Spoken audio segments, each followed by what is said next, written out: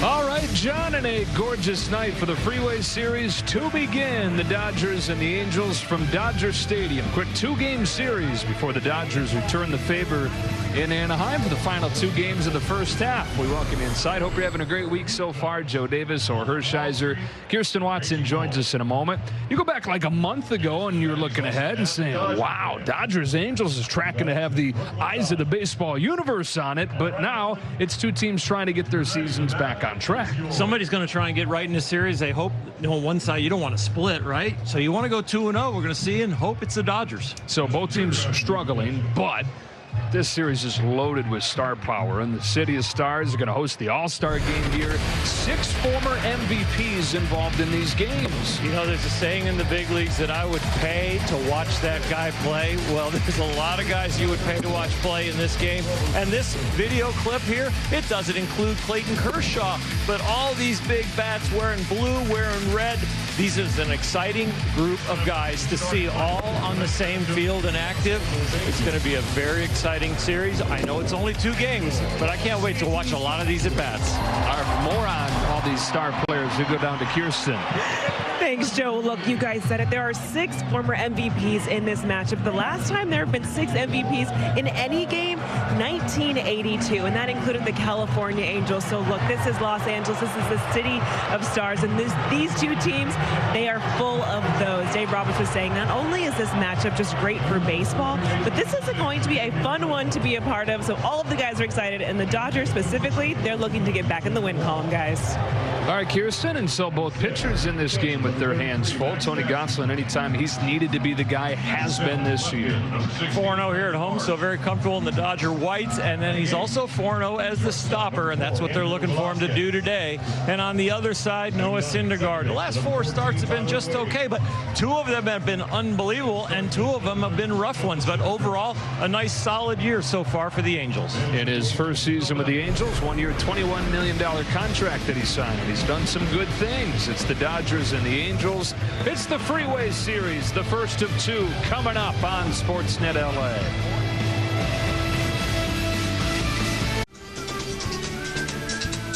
It is the first of 4 between the Dodgers and the Angels this season. 2 games here at Dodger Stadium. Game 1 coming up in just a moment. On a perfect night for baseball. We take a look at stats with Lowe's at these Angels who got off to a great start. They're one of the good stories in baseball this year. But then go to mid-May, they're sitting right there near first place. They've dropped 16 of their last 18 games. That includes a 14-game losing streak, and this stretch cost Joe Maddon his job. And so that's the new manager of the Angels there, the interim manager, Phil Nevin. The lineup that Phil Nevin sends out there tonight looks like this, and part of the thing for the Angels has been that they've been banged up, but they're getting healthy. Taylor Ward returns to the lineup after missing a couple of weeks with a hamstring injury. Mike Trout's gotten hot again. The three-time MVP bats second, roams center field. At DH, the reigning MVP, Shohei Ohtani. Anthony Rendon has missed a good chunk of the season again with an injury. He's back in there at third base hitting cleanup. Jared Walsh, an all-star last year at first base. The catchers, Max Stassi, Marsh Velasquez, and Wade round things out for the Angels. So we take a look at the Audi player profile at Tony Gonsolin. 1 run over 6 innings on Wednesday against the White Sox. 2 or fewer runs in all 11 starts this year, and you put it all together, he's been one of the best in baseball. He is, and it's not just hitters chasing off of him. When he's in the strike zone, the league is only hitting 178 against him. So these pitches that he's throwing, the four-seamer, which lately he's been throwing more of, the split change and the slider you know of, those 2 pitches, the splitter and the slider, grade out and could be the best in baseball depending on what grading system you look at. Yeah, when you're looking at Fangraph's pitch values, it's the #1 slider, it's the #1 splitter. And there have been times throughout his career where one of those pitches has been really good, the other ones have been really good, but this is the first time that he's put together the full arsenal. You include the curveball too, which he's throwing more than ever. There are 4 good pitches right now. And the efficiency has gone up, so he's throwing more strikes, not getting to a place where he is putting people on and creating traffic and putting people away with 2 strikes. Taylor Ward makes his return from the injured list. His first game since June 3rd, and off we go with a fastball strike. So you've got Trout, you've got Ohtani, you've got Rendon. But it's actually Taylor Ward that is leading the majors with that OPS of almost 1,100. He takes high and in, 1 ball, 1 strike. And so when the Angels were flirting with first place for a lot of the season, it was with the #1 offense in baseball. It's been down near the bottom of the majors in most categories during this rough run. On a 1-1 from Gonsolin, Ward takes down an away ball 2. Yeah, they're through this cold streak for the Angels. A lot of things went south, especially the bullpen.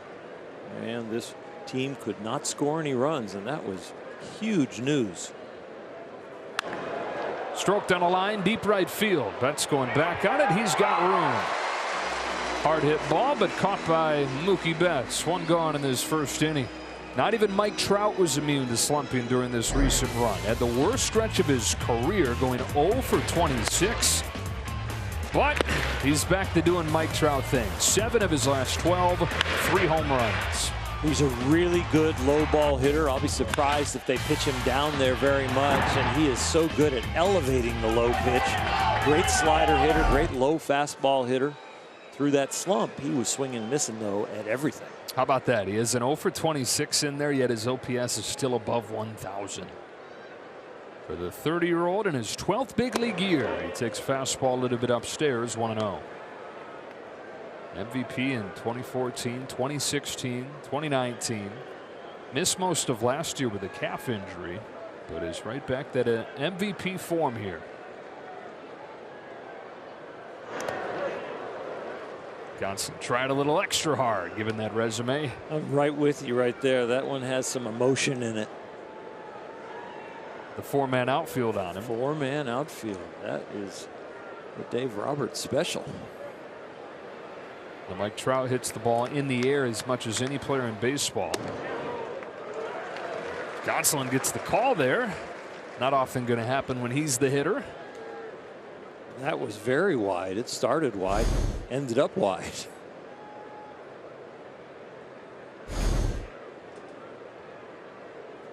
On a 2-1 pitch, Trout fouls it off, and it's 2-2.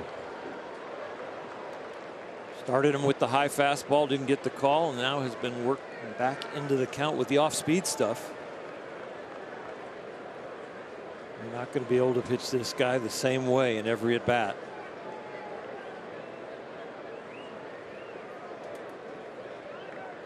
Here's a 2-2. Leaves it just high, ball 3. They have been outstanding up fastballs. We'll take a look at the Dodger defense. Gavin Lux joined them in the outfield.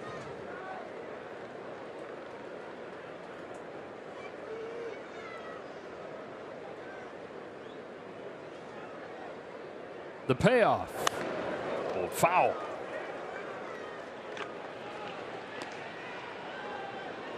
So when the shift goes away next year, this probably goes away too, as I'm just kind of thinking through the proposed rule.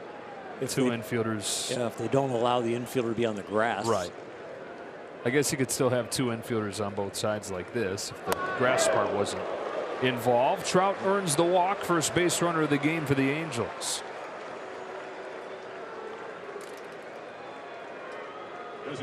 So from one MVP to another, Shohei Ohtani, who has also gotten out of a rut and comes in hot, hitting .355 in his last 8 games.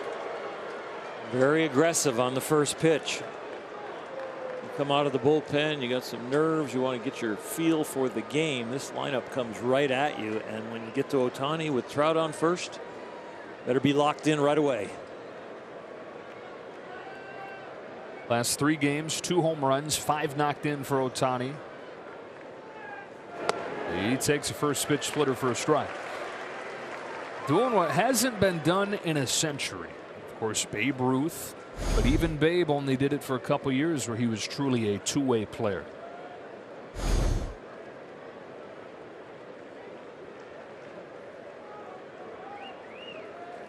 Ohtani did it for much of his rookie year, 2018. Did it as the MVP last year. And so, in this being a 3rd season as a true two-way player, He's already exceeded Ruth in two-way longevity. Coming into this season, they asked him, what does he want to do? He said, I want to play more. On a 1-1 from Gonsolin, he watches outside, ball 2. Hits it as hard as Aaron Judge. Throws it as fast as Garrett Cole. Runs as fast as Cody Bellinger. He is a complete marvel. Awe-inspiring.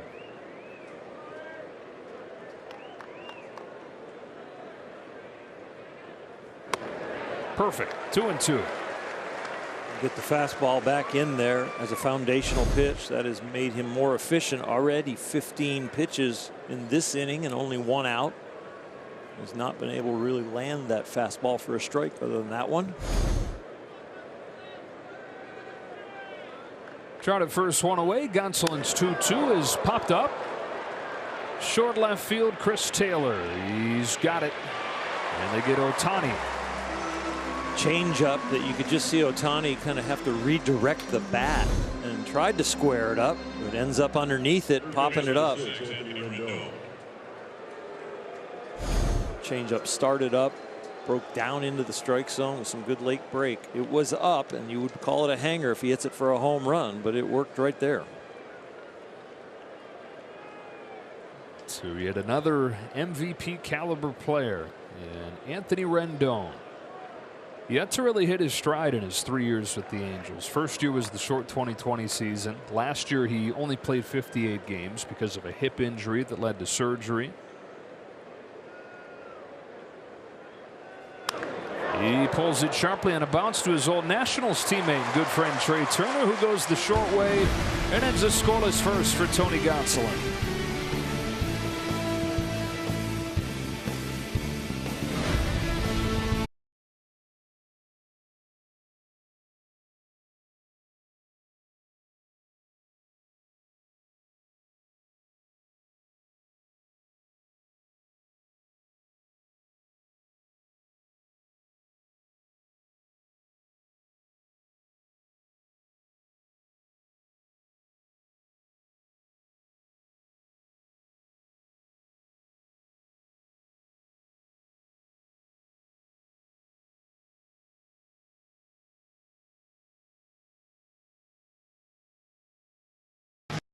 Max Muncy's at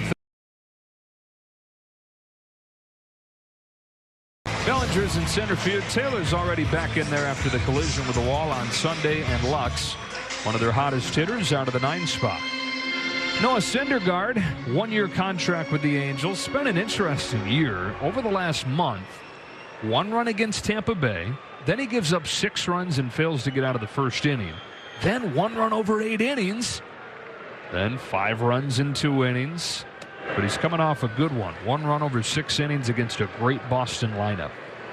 He doesn't get a lot of swing and miss. He gets a lot of ground balls, and it's going to be mainly the fastball, breaking ball, and changeup. And a lot of two-seamers that have been very successful. There's a ground ball. And there's Tyler Wade for the first out. Yet is a much different Noah Syndergaard than probably remember back for the New York Mets when he was the hardest thrower in the National League, was consistently touching 100. That fastball this year has averaged 94, and like you said, it's been more sinker than it has four-seam. Yeah, he's made some adjustments since the Tommy John surgery, and the strategy is really to keep the ball down, make it move a little bit, get it hit on the ground. You would think, though, still with 94 miles an hour, that he could find a breaking ball to get some swing and miss, but he hasn't really found it. The changeup is usually the second best pitch. A pop-up off of the bat of Freeman. Rendon won't get there. Wow. They were really shifted over. That was a long run. A lot of times, conventional defense, that's an out. See where he has to start. This ball being hit by a left-handed hitter continues to curve away, and you see the tough read at the end.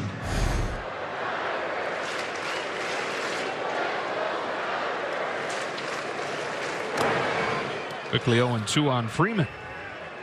This Dodger offense struggling a bunch lately, and the guys at the top of the order that have keyed the Good moments for this offense. Struggling. Mookie Betts, 2 of his last 32. Freeman hitting .226 in his last 15 games.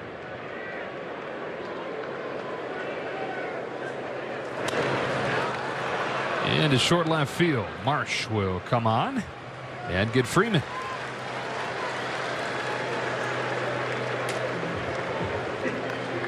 Syndergaard, he is a beast out there. That is one unbelievable pitcher's frame with the narrow hips and the broad shoulders. That's some great breaks for the arm and great velocity coming from that lever system with those legs. This guy was hardly 6 foot tall before his junior year in high school, and then sprouted 5 inches and turned into Thor. His first one to Trey Turner's in there for a strike in 96. He touched 97 against Boston in his last start. And so some encouraging things in terms of velocity.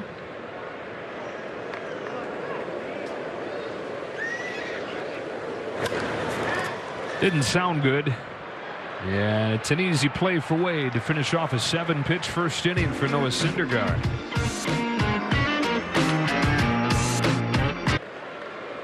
No score to the second inning. Tony Gonsolin goes back to the mound. And if he and the Dodgers get 10 strikeouts in this game, everybody's going to get a free Jumbo Jack tomorrow with the purchase of a large drink.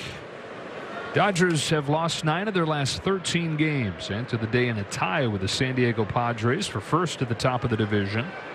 Padres erased a 5-0 deficit at Wrigley Field. They lead the Cubs 7-5 late in that one. Jared Walsh leads off the second, takes first pitch curve a little bit high.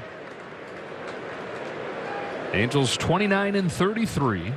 They went from first place to 8.5 back of the Astros, and actually even behind the Texas Rangers in the division.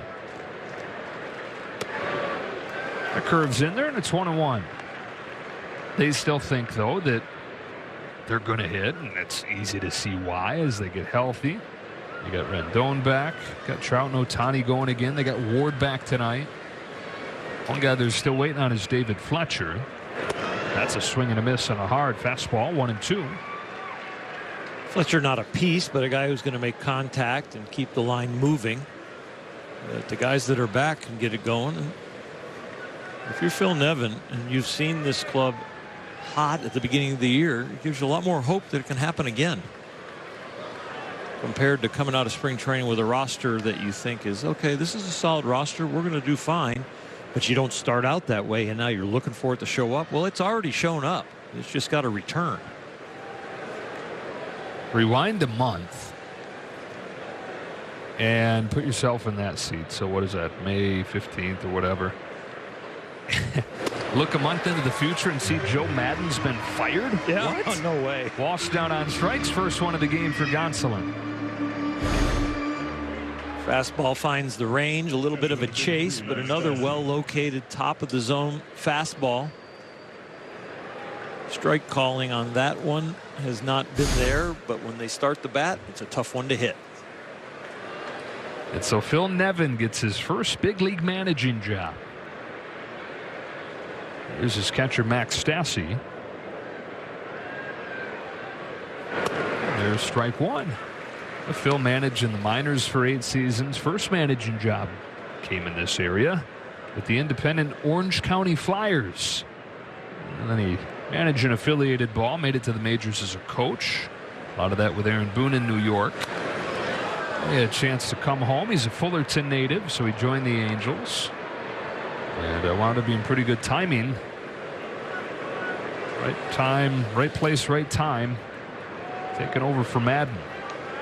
It's always bittersweet when you're on the staff and you're the guy replacing the manager, but I'm sure it's an unbelievable opportunity for him, and he looks at it that way. He would probably hope to erase the interim at some point. Phil was quite a player. El Dorado High School. Draft day 1989, phone rings. It's the Dodgers. They're drafting him in the 3rd round. Of course you're going to go to the hometown Dodgers, right? Well, Phil instead went to Cal State Fullerton to play 2 sports. He was on the last football team at Cal State Fullerton as their kicker, and obviously played baseball kind of poorly as a freshman, but by the time he finished, he was the Golden Spikes winner, which is the college baseball Heisman essentially, and the first overall pick of the draft. Ended up playing 12 years in the majors. Stassi down swinging. Couple Ks in this inning on fastballs for Gonsolin. Well, he had his pitch count up to 15 in the first inning. Then all of a sudden, it looked like it was going to be a long inning, and he got 2 quick outs on 2 pitches. This inning, much more efficient.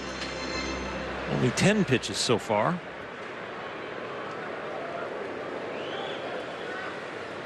Two gone. Here's Brandon Marsh.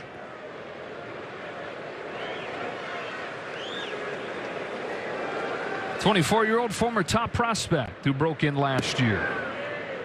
Got a chance with Mike Trout, injured last year. And he says his comfort level year 1 to year 2 night and day, where last year he was so excited to be in the majors but kind of became overwhelmed by that excitement.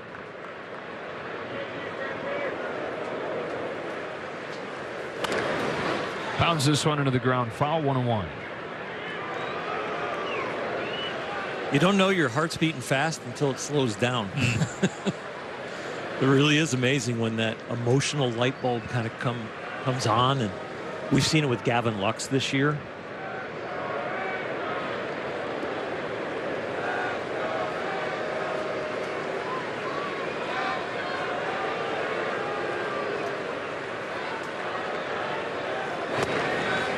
One and two.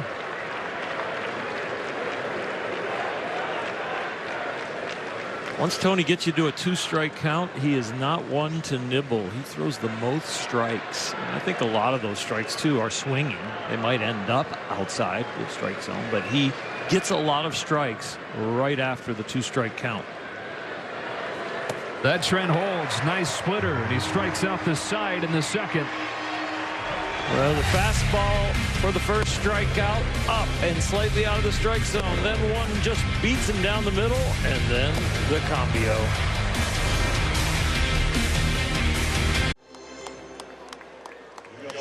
Watch baseball live or on demand on your favorite supported devices. Save 50% now through Father's Day. Blackout and other restrictions apply. Visit MLB.com TV for details.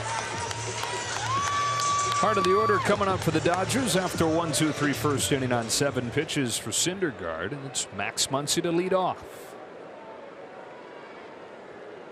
Has reached in all 4 games since returning from Oklahoma City.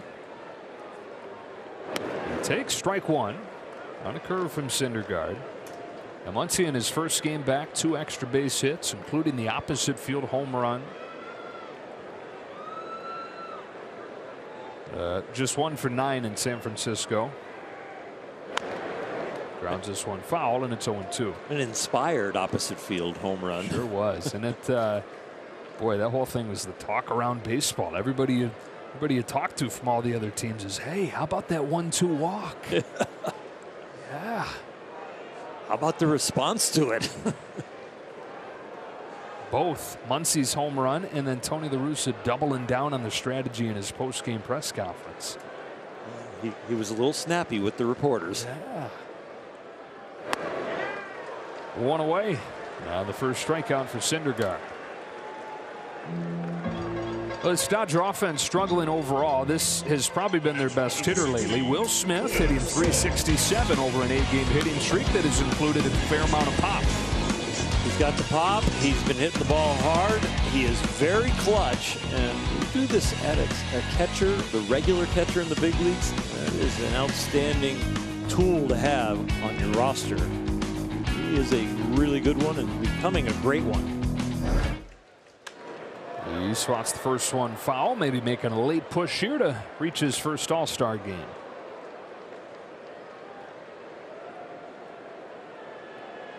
Almost as many walks as strikeouts, which you just do not see.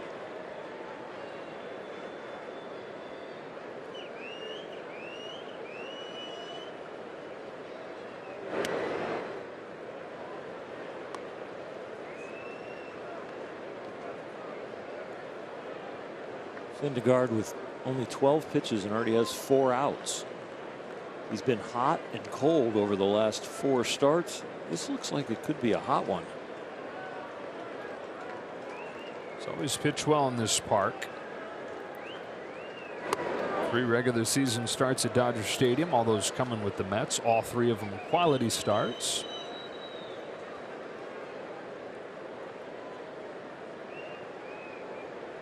Debuted when he was 22 years old and was the ace on a team that went to the World Series in 2015 in New York.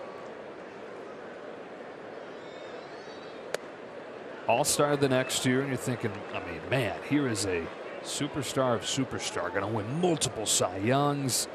But then injuries cropped up. He missed most of 2017 with a torn lat, and he only pitched 2 innings over the last 2 years following Tommy John surgery and then several setbacks. Grounded to short, Andrew Velazquez. Whoa, weird play. Gets him. Velazquez has been one of the best defensive players in baseball this year. I don't know if he had a hard time getting the grip on that or what. Rubbing his fingers together like that one got slippery on him. Yeah. Looked like he was looking for a grip and got the wrong one. Sure, like a one-seamer over there.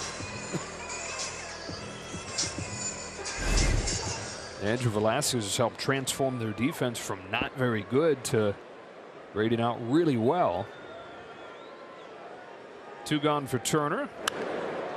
Cracks one down the line. Towards the corner goes Ward. He's got it. And that's another quick inning for Noah Syndergaard, who's retired the first 6.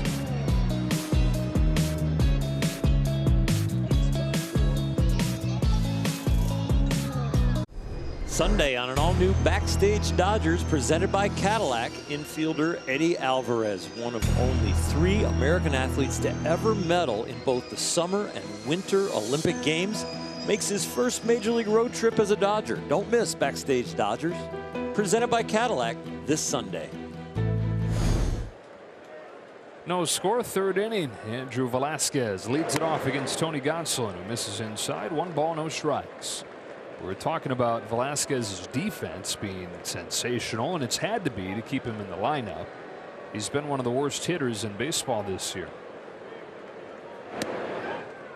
He's ahead, though, 2-0. First season with the Angels. Velazquez is 27 years old. He's been with 5 teams over the last 5 years, but getting his first chance to play every day. Last year was really special for him. Andrew's from the Bronx, and last year he was a Yankee. Had his folk hero moment there too. There was a weekend series against the Red Sox where he had a diving play to end a game. He had multiple go-ahead hits, and he says still doesn't seem real thinking back to it as he swings and misses at a good splitter here, and it's 2-2. The kid who grew up right down the street from Yankee Stadium, walking to games there, playing there, wearing pinstripes.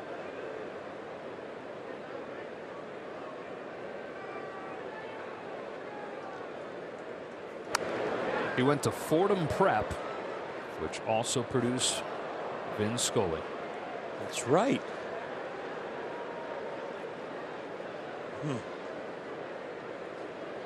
Got a big swing for a small stature guy. You would think he'd be more of a guy to kind of slap and run. It was just 5'9", 170.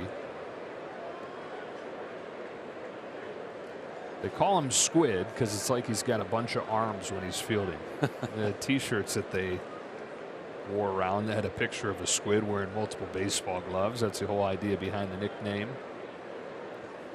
He's down swinging. That fastball's had good late life to it, and has produced 3 of the 4 Ks for Gonsolin.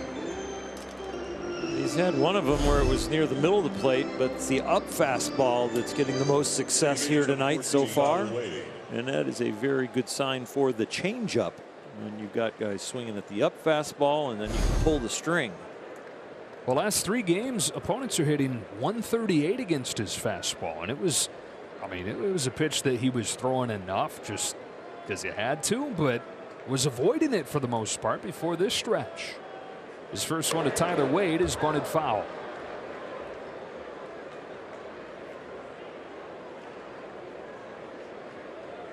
He has really started to like this 0-1 count, getting more aggressive early in the count, especially on the first pitch. He's learning to try and steal strikes with his curveball in the 0-0 count.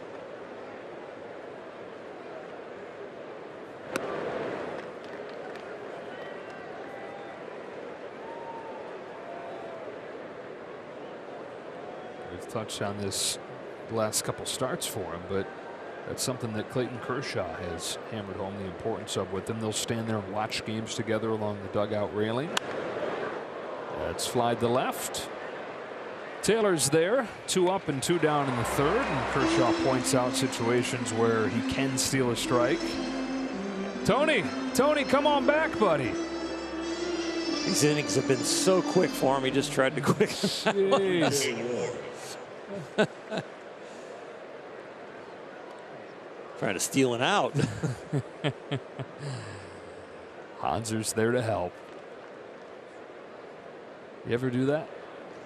I probably did. Yeah, that's gotta be probably more than once. Not a great feeling. Shows you're locked in with your concentration. I guess. Everything but the outs. Second time through the order. Here's Taylor Ward. Hit it hard his first time, but it was caught in right.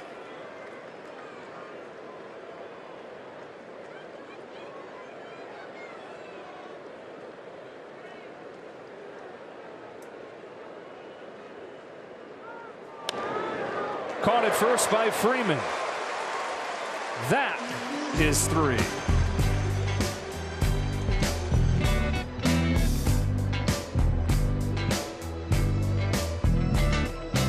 Stadium on Saturday when the Dodgers host the Cleveland Guardians. The first 40,000 fans will receive a replica Sandy Koufax statue commemorating the unveiling of this legendary Hall of Famer statue in Centerfield Plaza, courtesy of Bank of America. For tickets, visit Dodgers.com/promotions or scan the QR code on the screen now. All right, Kirsten, as we go to the bottom of the third, Dodgers looking for their first base runner against Noah Syndergaard. 6 up, 6 down on 16 pitches. Ball one on Bellinger. A rare take from the Dodgers. 16 pitches. They had swung at 10 of them. No hits. That is fouled off his foot. And it's 1-1. The offense just 4 runs in 3 games in San Francisco. The issues go back farther than that, really corresponding with his 4-9 stretch. Dave Roberts said it over the weekend. He said, we're not doing enough to win baseball games. And he said, people get caught up in their own individual paths. We've got to get back to doing whatever it takes to win that day. And he said, it's not any one guy. It's not even a handful of guys that he's thinking of. He said, I remember as a player, I needed to be reminded of that. It's a long season. Everybody, of course, wants to be great themselves. Sometimes their sights just kind of shift a little bit too far in that direction. And he just wanted to issue that reminder to the group as a whole. It's 2-2 on Bellinger. It's okay to be selfish, and especially like in your pregame work and your thoughts. But yeah, when you get into some situational hitting positions, it's not about mechanics. It's not about getting out of a slump. It's about trying to execute the little things that help the big picture.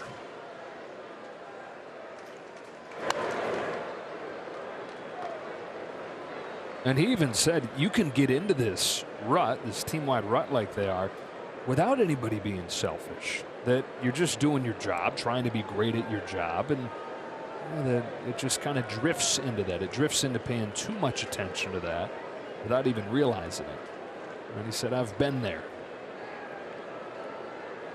Another 2-2. Bellinger hits one in the air, right center field. Ward will move over to catch it for the first out. And now a word from Carl's Jr.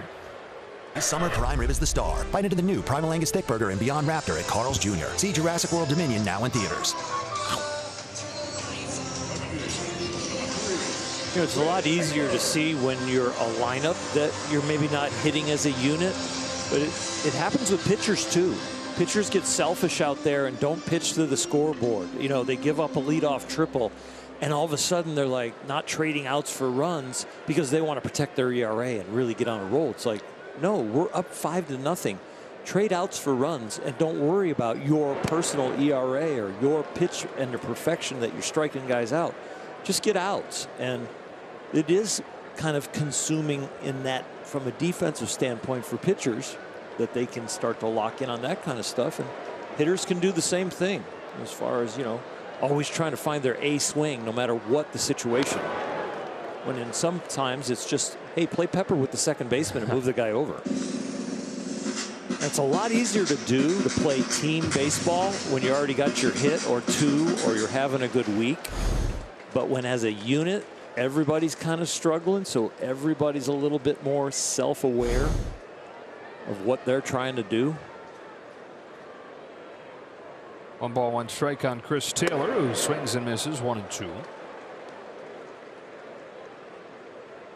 It can take some leadership from the manager, from the hitting coaches, and then it can also take some leadership from some of the veterans on the team to kind of, you know, echo that opinion and really understand the context of what's going on and verbalize it.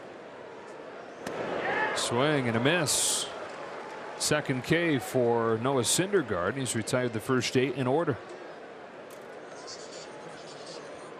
Well, the two guys that have been at their best during the stretch have been Will Smith and this guy, Gavin Lux, who's hitting .353 over the last month to bump his average into the top 10 in the league.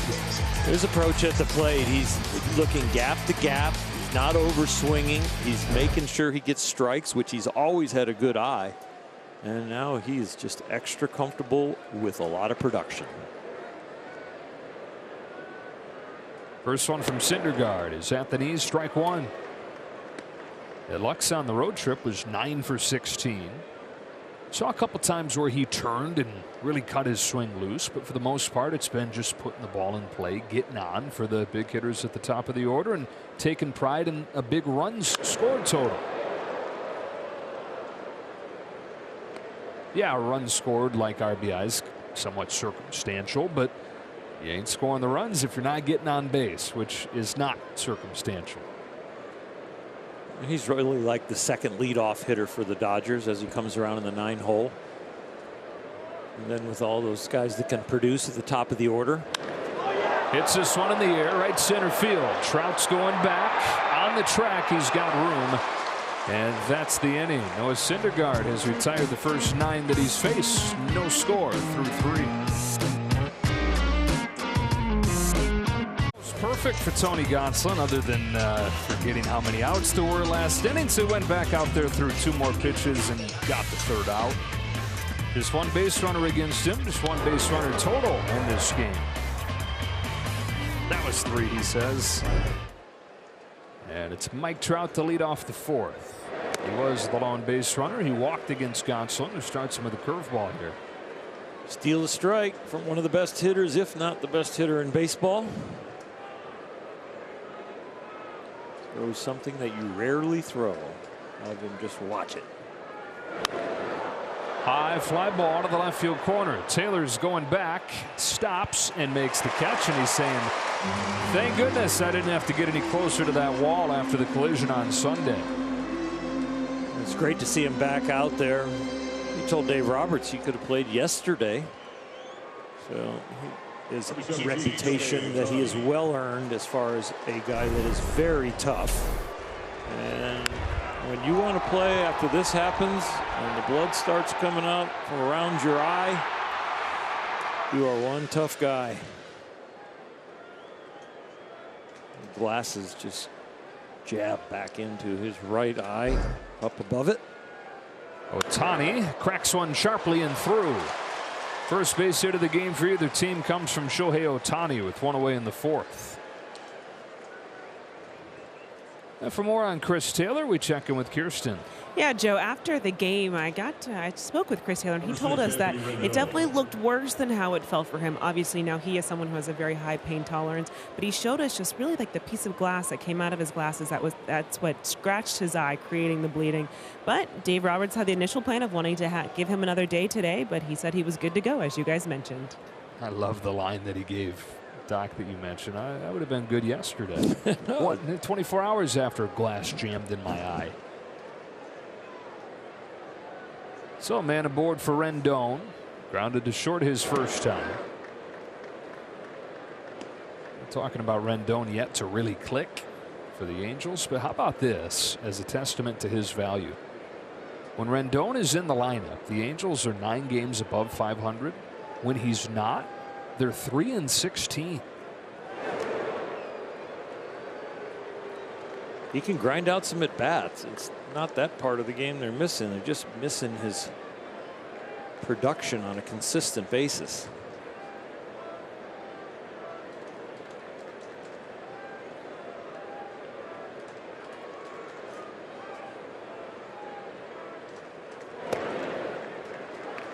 One.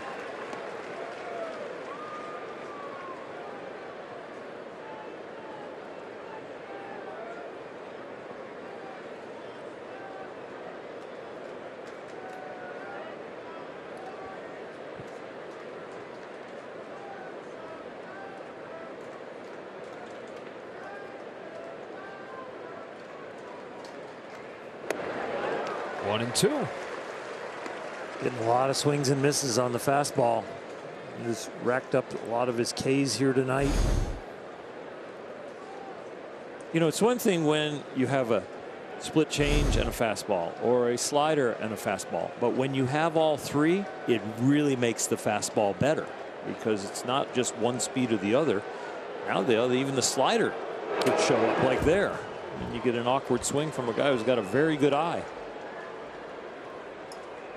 I always thought you need 1 pitch to compete, 2 pitches to possibly win, 3 you'll dominate a game. And he's had 3 for most of his 12 starts this year. Trying to make it 12 for 12, 2 runs or fewer allowed. The 28-year-old from Vacaville, California.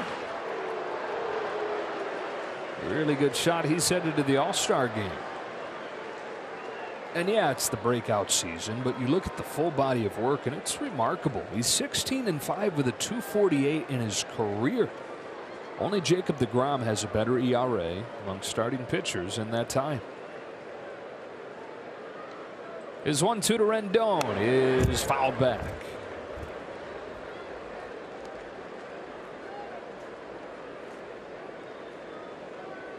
The early results were there and they were really good, but they were in a lot of traffic, so you couldn't just kind of project it as it's going to take this upward climb and continue.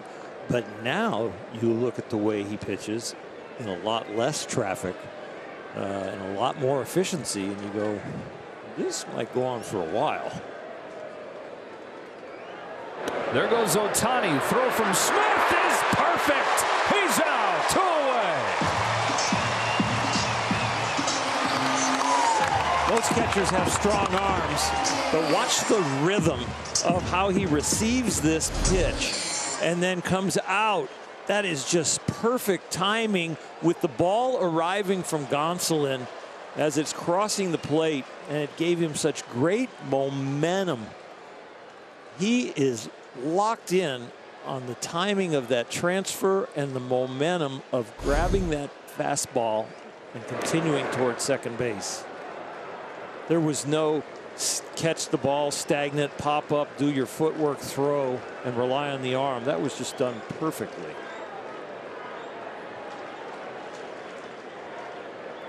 A lot has been made about Dodger catchers' problems controlling the running game the last couple of years. Big part of that, though, is the pitchers. And Will Smith has shown improvements. 3-2. Lifted to right. No big deal for Mookie Betts. That's that for the 4th. Angels get their first base runner, but he's promptly wiped away by Will Smith.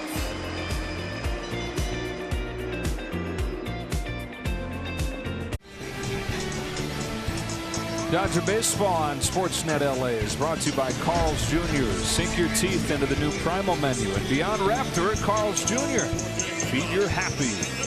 And by Nissan. Choose Nissan today for great offers on our most exciting lineup ever. Shop NissanUSA.com. Dodgers open for better luck. Second time through against Noah Syndergaard, who's retired the first 9 in order. Mookie Betts grounded out to start the day. 2 for his last 32, and he's seen a whole lot more of that. That is breaking stuff, and it's just 1 for his last 14 against it.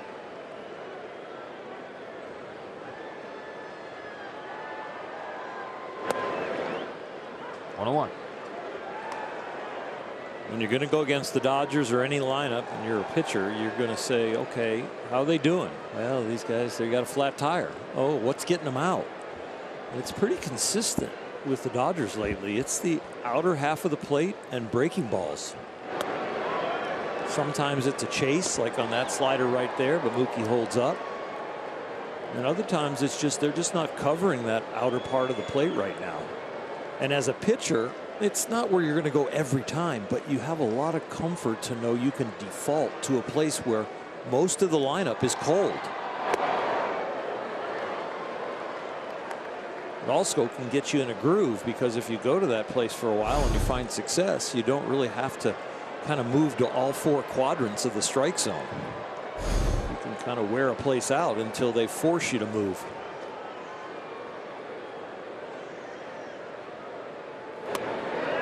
Strike 3 called, and a breaking ball to the corner. Betts has good case that he pleads with Nate Tomlinson. 1 away in the 4th. I don't care if you're slumping or going really well, you're not going to cover that pitch. Mookie was right.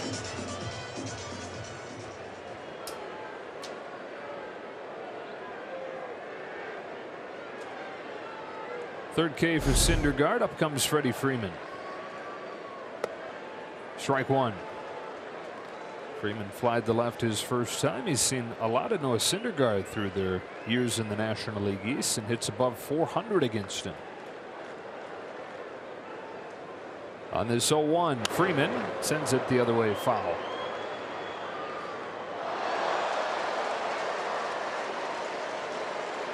In both matchups tonight, Syndergaard's gotten ahead 0-2. He's done that on a lot of guys. Freddie not the guy that you pitch away very often, because that's his approach to go to left center. They've been trying to run it in on him tonight. Going up with an 0-2. And a tie, ball 1.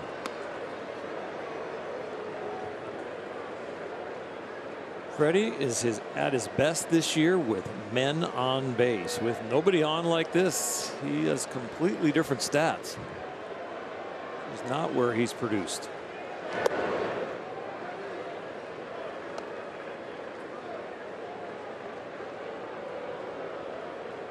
And he says it is a little mental. That he maybe tries to do too much, try to hit the ball over the wall, try to hit the gaps a little bit more when there's nobody on, but when there's people on and runners in scoring position, he just tries to put it in play and keep the line moving. On a 2-2, takes ball 3.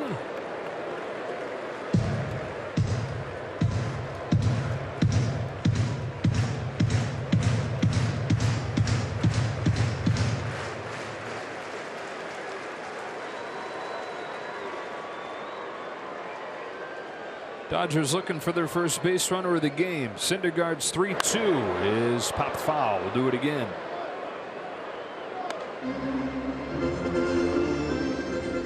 League hitting over 300 against that changeup this year. But tonight he's got a good one going.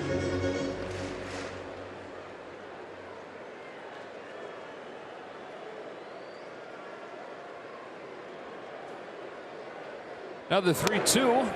Inside ball 4. First base runner of the game for the Dodgers comes on a Freddie Freeman walk.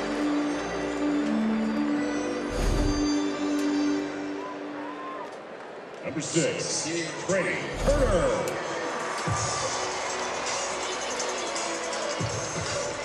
And it brings up Trey Turner. Top 10 in the league in average, top 5 in the league in runs batted in. Has a hit in 33 of his last 34 games. He takes ball 1.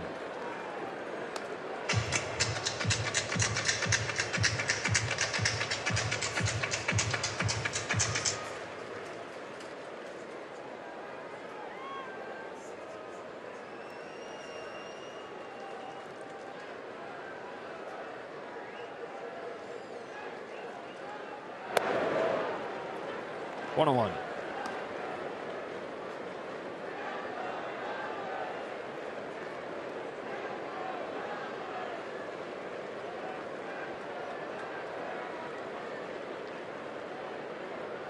You think of hitters with speed that have been really consistent. You think, oh, the legs are the reason they can kind of go through the slumps and not have them. But when I think of Trey Turner, as fast as he is, I don't think that it's the speed that keeps him going. He's just a consistent hitter.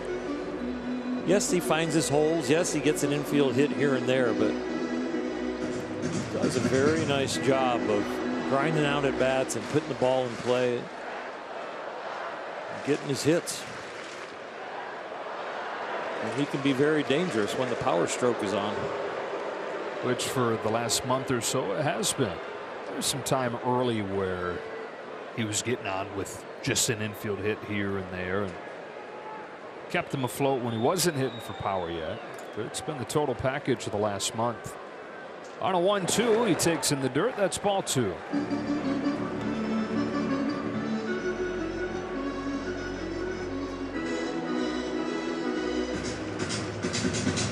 These top 3 guys in the order, they probably feel the most pressure as the Dodger offense has had a flat tire.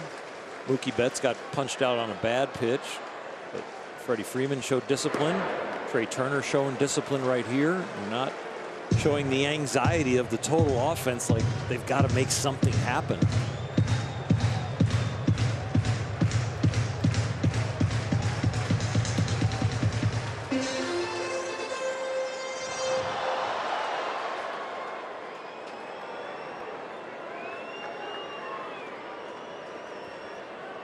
Freeman at first, one gone, no score in the 4th. There he goes on a 3-2 that's chopped left side. Here comes the speed to get Trey Turner an infield hit. Speak it into existence. First hit of the game for the Dodgers, an infield single for Trey Turner. Rendon gave it his all there, made it very close. Yeah, when you go to the barehanded play, do or die, the ball hopped up for him and he got a grip on it, just shoved it over there to first. He wasn't caring. He just wanted to get it out of there as quick as possible, keep it low, even if it has to bounce over there. It was a nice play, but yeah, we get to see the wheels from the right-hand batter's box, and he beats it easily.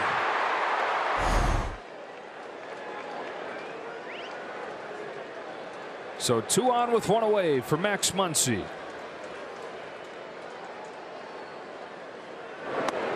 Takes off on Syndergaard. Ball 1. Now the Dodgers in San Francisco, and over the last few weeks they've put people on base, maybe not at quite the rate that they did earlier. The bigger issue has been bringing them in. They were 2 for 24 with runners in scoring position over the weekend. They left 29 men on base in those 3 games. It was not only not getting them in, but it was not doing the little things and getting the guy on second with no outs over and then in.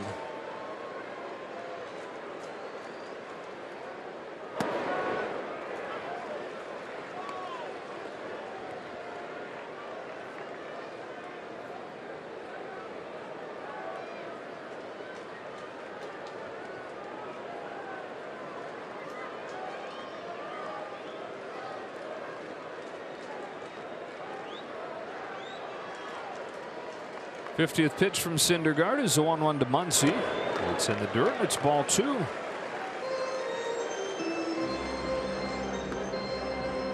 First time he's had any kind of traffic. The change up to Muncy, now that we have a runner in scoring position, has really, the spray pattern has changed. He's thrown one way high. He's thrown one in the dirt.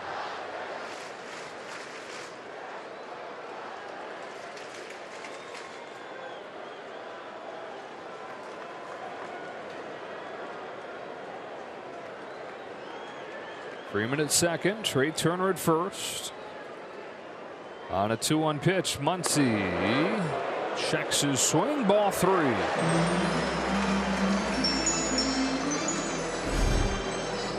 Max goes down to AAA, gets some rest, gets the front arm feeling good, gets his swing down, comes back, produces, talks about, I'm starting my season over. I'm 0 for 0, but I'll tell you right now, in a 3-1 count with the team needing some runs, his whole resume from this year is still in his head. He needs and wants to get it done here. Grounded to first. Walsh gets the lead man at second, and they're at the corners with 2 out.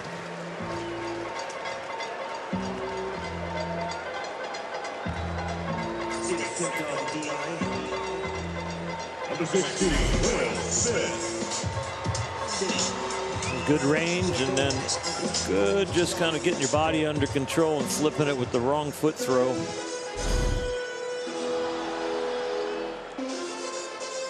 So it's up to Will Smith. Runners at the corners and 2 away in a 0-0 game in the 4th.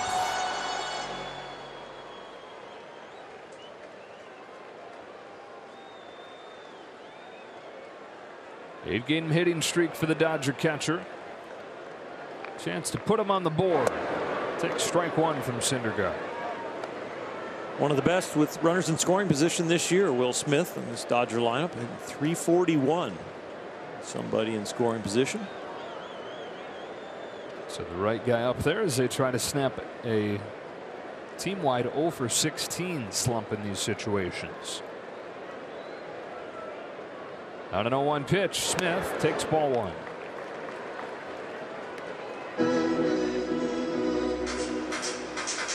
That has been a staple of his from the moment he came up. Hasn't he had a great pulse behind the plate, in the batter's box, in the big moments?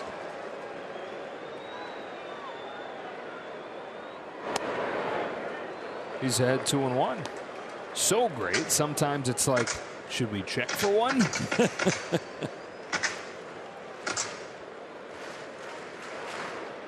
That has only served him well, though.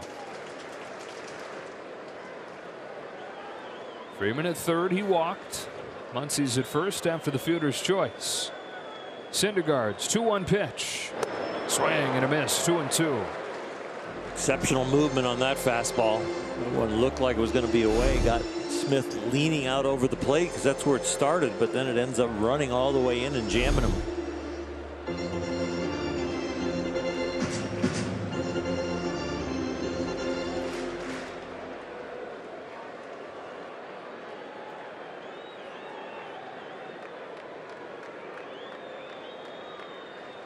Two on, 2 out, and a 2-2 is left up and fouled off.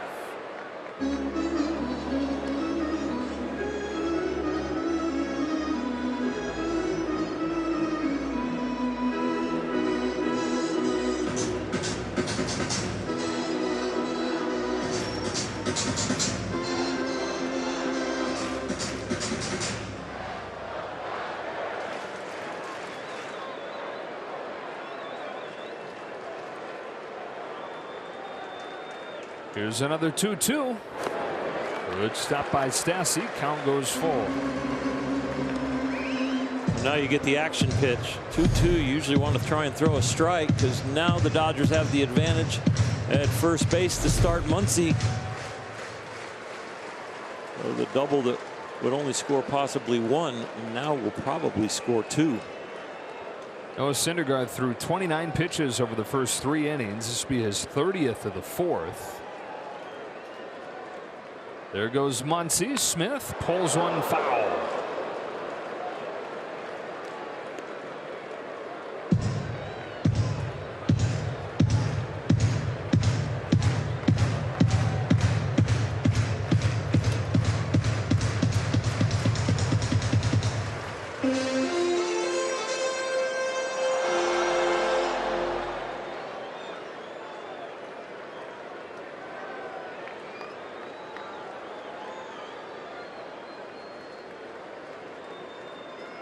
Another 3-2. That's ball 4. Bases loaded for the Dodgers.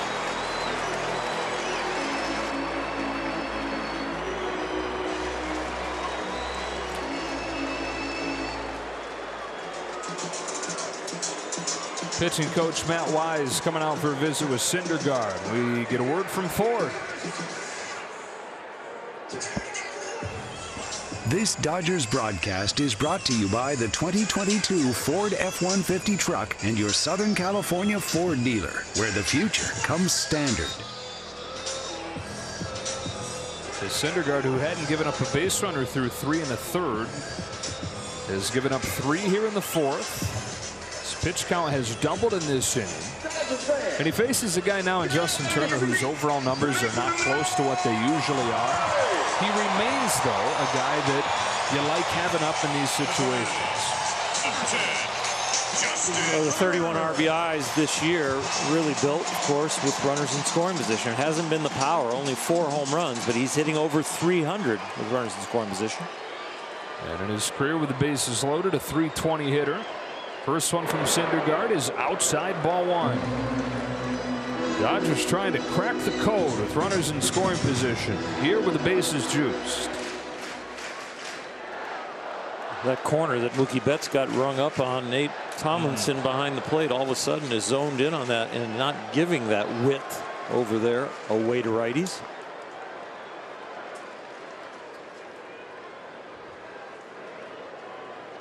Here's a 1-0. Ball 2. Yeah, and it's also a reminder like, oh yeah, that's one of the 2 outs in this inning is going way off of the plate to get Betts. That's really been a good inning as far as the Dodgers and their discipline, making them throw strikes. Mookie got robbed and got rung up, but as a whole, they are definitely hitting as a lineup now. Bases loaded, 2 gone, 2-0 pitch after time is called.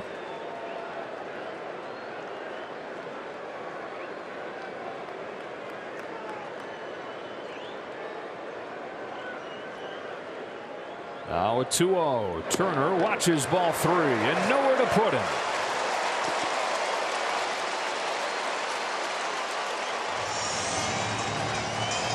Archie Bradley has started to warm for the Angels. Who saw that coming when Syndergaard was perfect through 3 on 29 pitches. 35th pitch of the 4th is a 3-0 to Turner. Strike 1. Syndergaard came into hot outing, cold outing, hot outing, cold outing. Is he having 2 outings in 1 right here? Yeah. He definitely was hot to start the game. Dodgers trying to turn it into a cold day. He didn't have a single 3-ball count over the first 3 innings. 5 in a row here.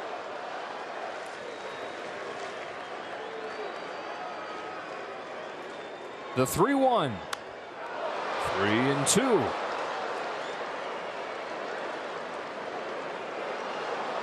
That was a really good 3-1 pitch when you've had some deep counts. That ball started off the plate and was leaking right back to the corner.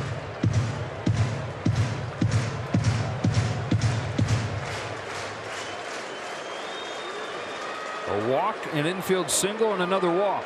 Everybody will be moving. There they go. Here it comes. Turner takes ball 4, and the Dodgers have the lead.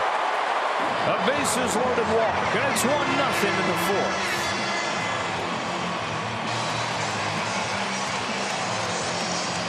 Well, another long at bat with a lot of pitches, and Justin Turner was up there. He works it all the way to a 3-0 count. Some of it was work, and some of it was a gift from Syndergaard, and now goes to 3-0. Yes, he was taken there all the way. This is an outstanding pitch that Justin fouls off, but then this one was easy to take. And they are hitting as a lineup and make one cross the plate. 3rd walk of the inning. Yet to hit a ball out of the infield. And here they are with a 1-0 lead. Bellinger trying to make it hurt.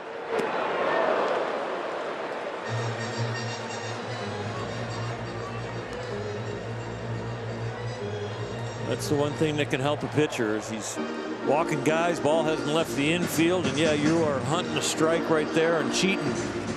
But you end up swinging at one in the dirt. It can change the pitcher's confidence in a hurry.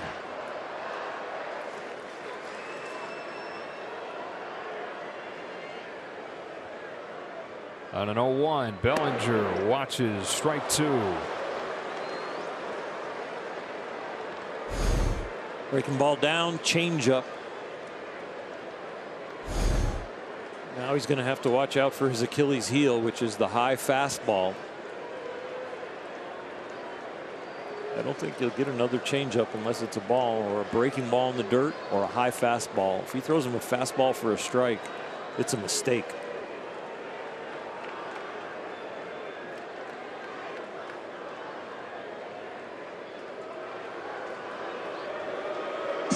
No pitch com here, but definitely a little delay in trying to get on the same page. 40th pitch of the inning coming up.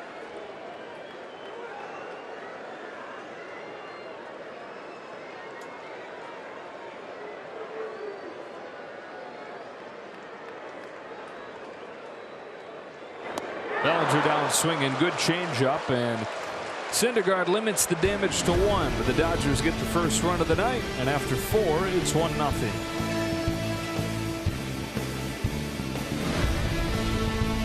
We check out the T-Mobile coverage cam back here at Dodger Stadium. Really nice night for the Dodgers and Angels. Played the first of their 4 meetings this year. These 2 here, and then 2 games down in Anaheim to wrap up the first half of the schedule. Dodgers 1, Angels 0. Tony Gonsolin goes back to work. Just 1 base runner, or 2 base runners against him. 1 hit, 1 walk. That's strike 1 on Jared Walsh, who was one of the 4 strikeout victims. Fastball has been very effective at getting the strikeout, but definitely set up by some good changeups.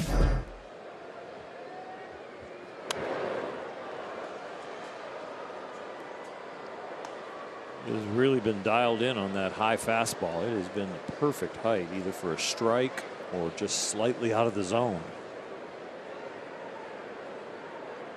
Walsh hits the fastball very well, so you want to make sure you're really good with your accuracy. Other than that, the off-speed stuff is best against this guy. In short right field, there's Lux. Picks off that low liner and says, ow, I think it got him right on the palm.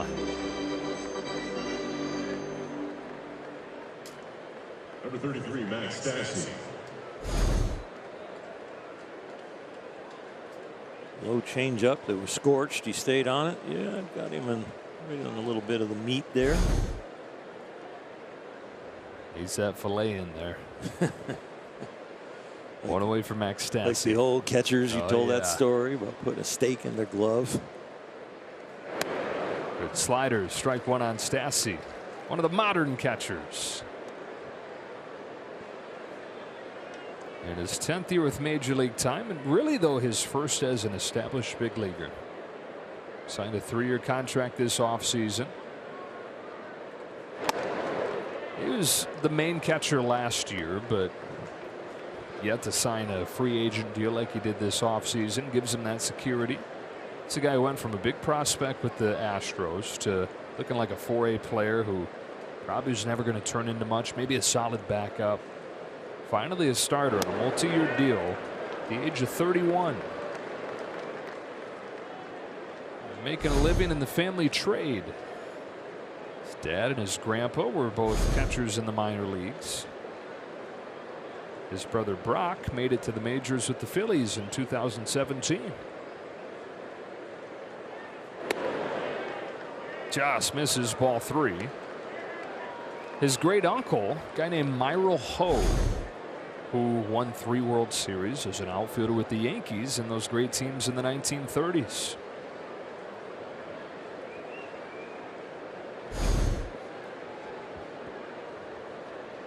On a 3-1 from Gonsolin, Stassi pops it foul. Max has a chance to match Uncle Myril for the family longevity title. Myril won those 3 World Series. He played 13 seasons. Max is signed through what will be his 12th.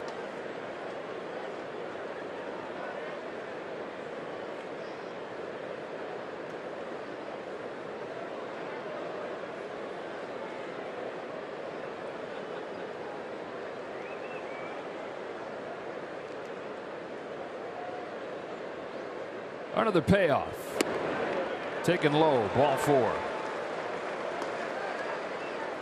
First guy to reach since, well, no, not to reach, but the minimum, faced the minimum since Trout, the second hitter of the game, got on base. 16, Brandon Marsh. Double play erased Ohtani.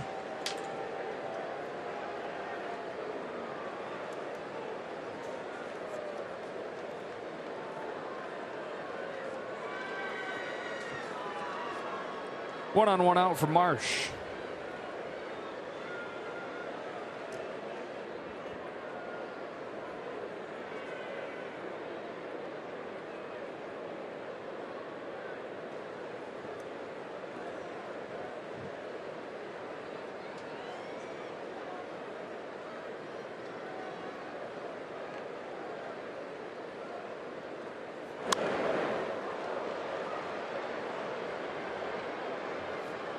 So the Dodgers came into the day tied with the Padres for first in the division. Padres trailed the Cubs 5-0 after 5 innings. They won 12-5. Really? Scored 4 in the 6th, 6 in the 7th, 1 in the 8th, 1 in the 9th. And so the Dodgers, for the moment, are a half game back.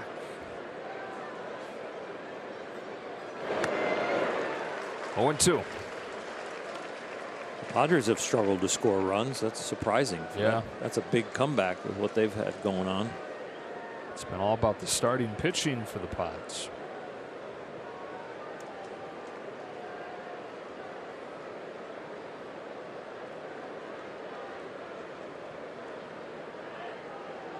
The 0-2.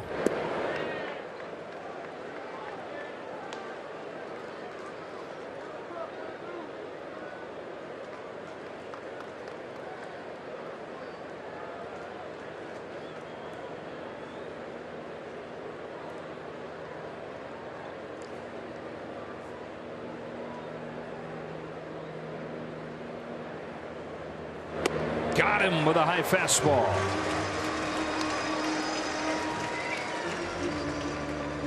The high fastball continues to be outstanding.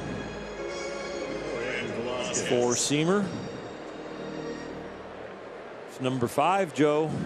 What's that mean, Oral? I think it's got something to do with Jumbo Jacks. Halfway to 1.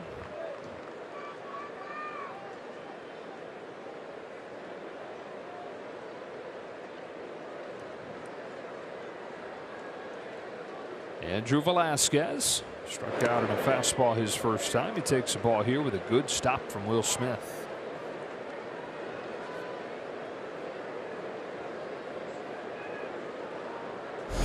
Quick feet and gets the glove right in the exact spot it needs to be. Turns it over in a hurry. Gets it right in the middle of the pocket. A little softer landing than the one that Gavin Lux caught.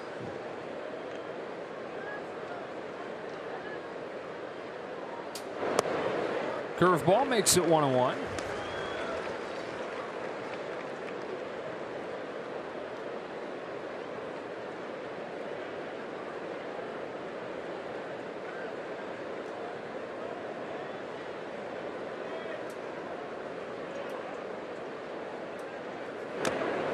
It's 1-2.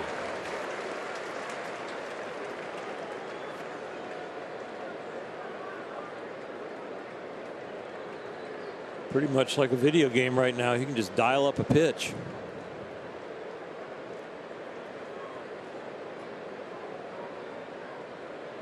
See what button he presses for a 1-2. Fastball button. Tony's a big gamer. He builds his own gaming computers. Really? Yeah.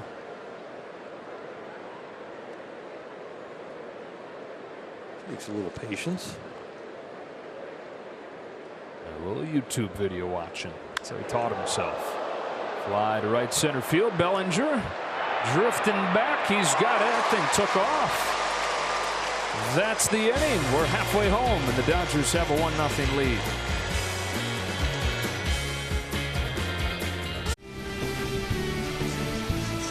Dodger Baseball on Sportsnet LA is brought to you by Morongo Casino Resort and Spa. Good times, less than 90 minutes from wherever you are.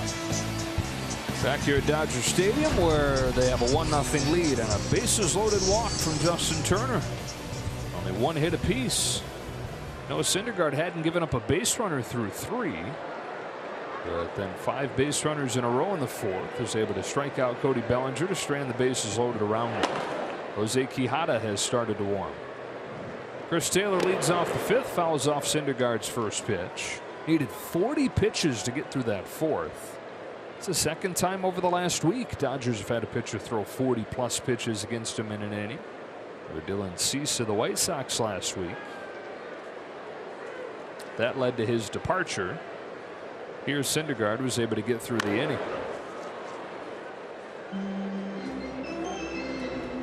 Perfect into the 4th. A little easier to stomach when you give something up. Then it had to have been for Miles Mikolas of the St. Louis Cardinals tonight, who had a no-hitter with 2 gone in the 9th inning when he gave up a double. 1 out away. 1 ball, 2 strikes. Threw 129 pitches, Mikolas did, the most in a game by any pitcher this year. And Cal Mitchell broke it up with the Pittsburgh Pirates.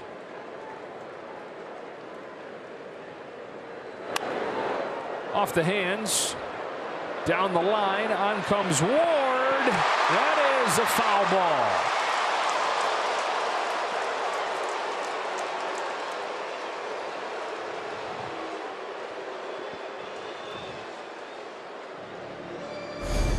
Dan Bellino, the first base umpire, with an emphatic call, and boy, that might want to be reviewed. That hit chalk.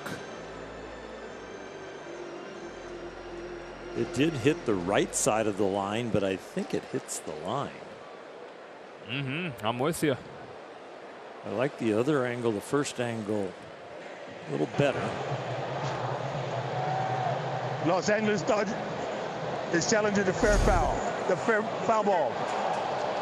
And what New York is going to try and determine, yes, fair or foul, but they're going to try and determine is the impact of the ball foul, and the splash makes it look fair. They're going to analyze dirt.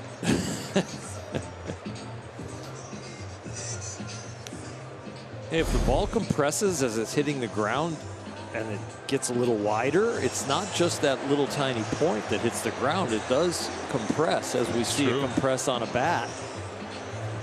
I hope New York is listening. Did you hear what Hershiser said? Yeah. The ball flattening out. So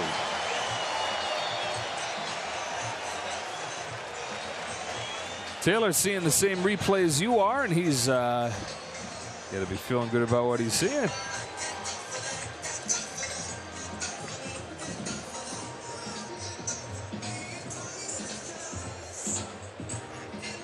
The ball bounced out of place, so it'd be an easy decision for where to place Taylor. It'd be a double.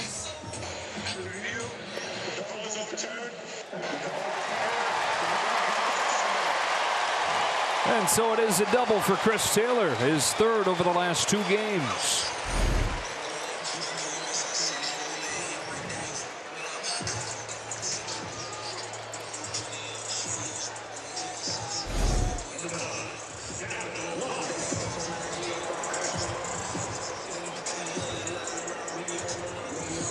Dodgers 1, Angels 0. Gavin Lux, who fly to deep center his first time. But here's one of those leadoff doubles. See what they can do with it.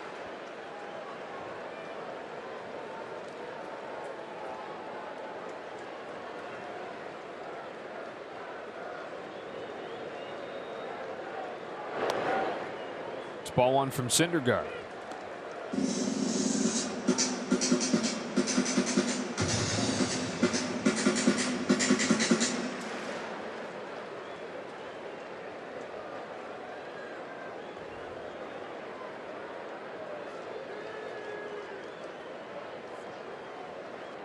There goes Taylor. No throw. The guys have run wild on Noah Syndergaard throughout his career, especially this season. Now 15 for 15 stealing bases against him. Yeah, it was an expanded lead and then a great jump took his normal lead, and then it was just timing and come set, and took a little longer and then was off.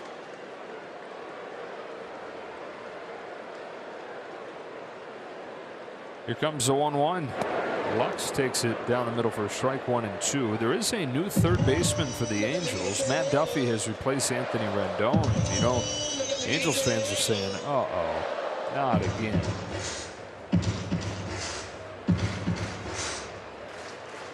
Just when they were getting healthy.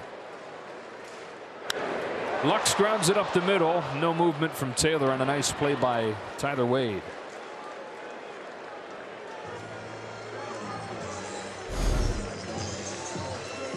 Good defense, exactly where he hit it. It was hit hard, and it would find holes if there were only 2 fielders over there possibly, but with 3, not getting through.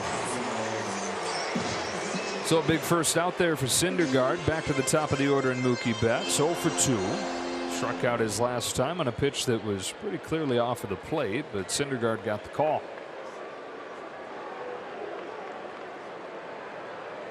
First pitch. Tapped foul.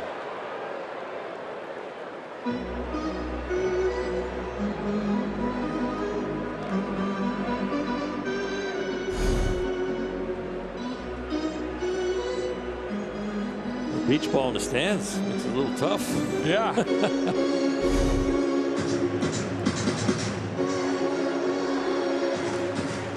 Angels were taking a look at that, make sure they didn't want to challenge.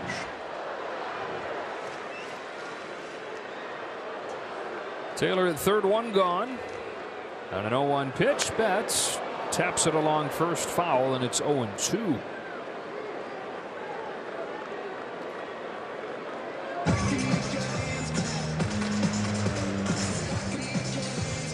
Angels infield got a little information right there with that check swing tapper, because Tris Taylor showed that he is going on contact. Not going to make the ball get through, even with the infield in.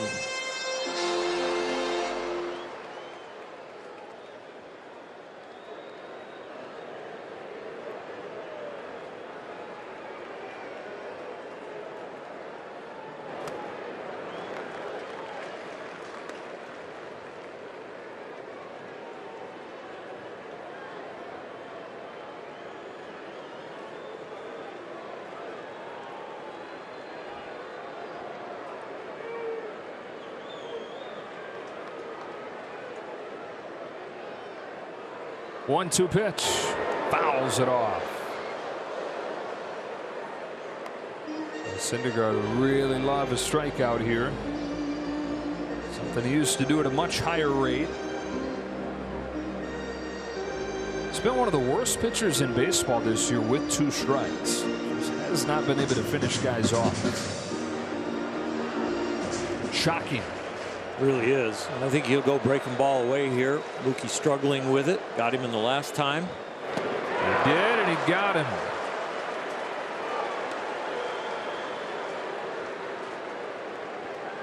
Pretty easy equation, as you've got the high fastball setup and you've got a hitter struggling with the breaking ball away. He went right to it and did get that punch out.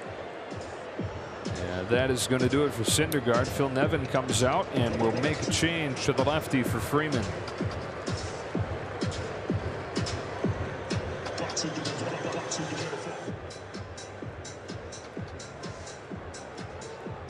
Spectrum Sports Educator Sweepstakes. 8 lucky winners will receive a $50 gift certificate from Shakey's Pizza plus a teaching kit.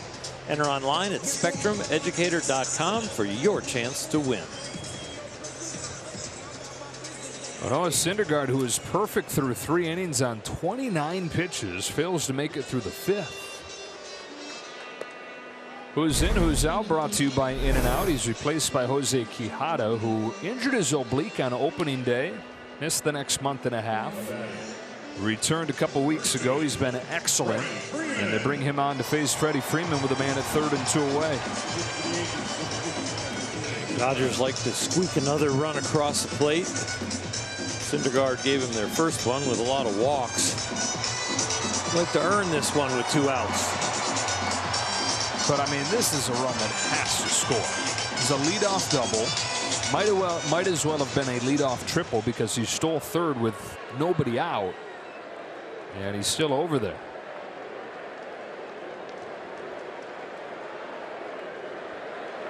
Lux grounded out, Betts struck out, and now it's Quijada for Freeman.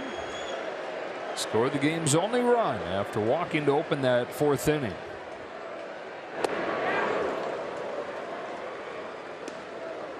The odds are pretty good that Freddie's trying to shoot the hole on the left side. Only one fielder over there. That's his general approach. They still play him to pull on the ground, but in the air to left field. We've seen a few times this year with runner in scoring position him use the big hole. And enough where it's still surprising when you see him played this way. Yeah, I understand playing him with the shift with nobody on, somebody not in runner scoring position, but in these RBI situations, he becomes very much a situational hitter.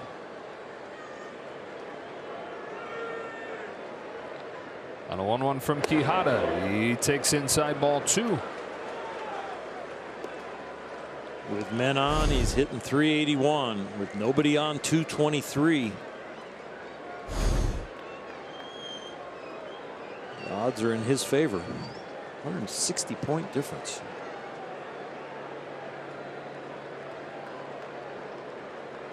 Taylor at third, 2 gone. 2-1 pitch. Ball 3. Stassi is making these balls look really good. He's framing it up but not getting the call. Very quick with moving his glove after he receives the pitch. He's fooling his pitcher.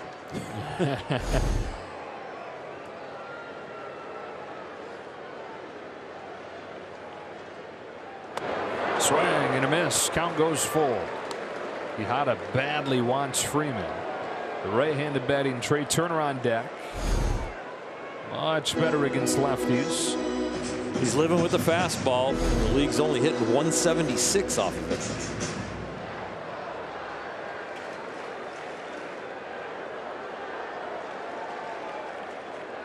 Here's the payoff, and there'll be another.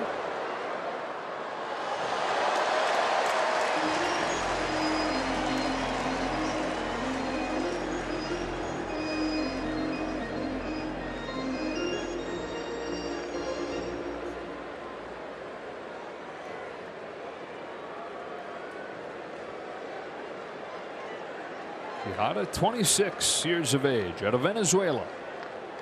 On for Syndergaard, home with another 3-2, and he gets Freeman swinging. Dodgers had a man at third with nobody out and did not score.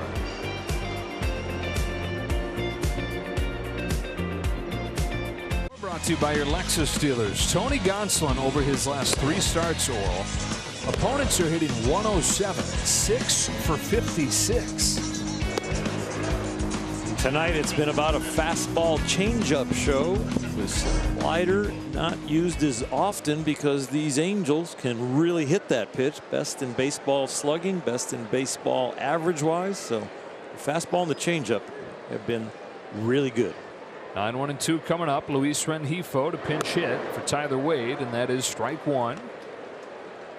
That's a curveball that he throws a little more than 10% of the time overall, but it's a quarter of the time first pitch. It is a true strike stealer.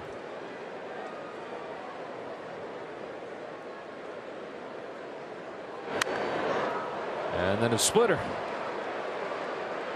Taylor, 1 away.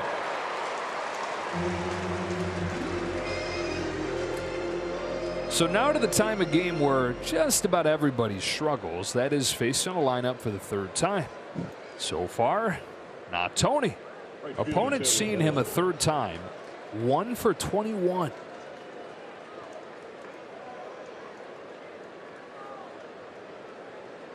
I think it has a lot to do with his confidence as it grows through the success of the outing, and it has a lot to do with the feel he gets for that split change and the slider.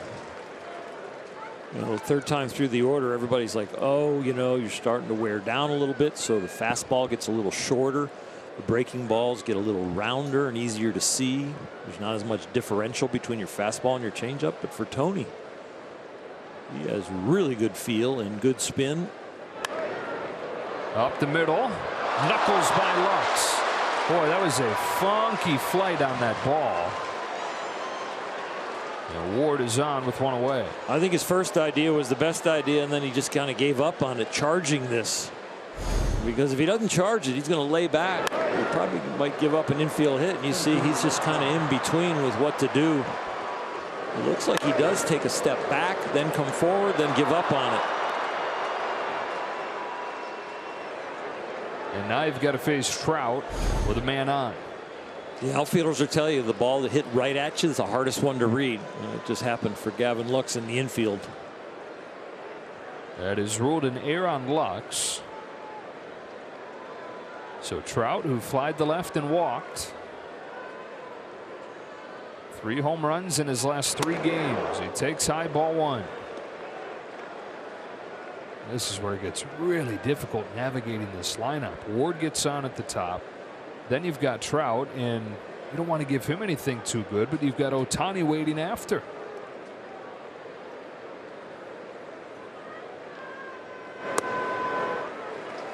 Whew. Fastball up, slider that they're real good at hitting, and so is Mike Trout. But Tony Gonsolin, when you can command 3 pitches and you're using the 4th one, the curveball, every once in a while, you can get in hitters' skulls.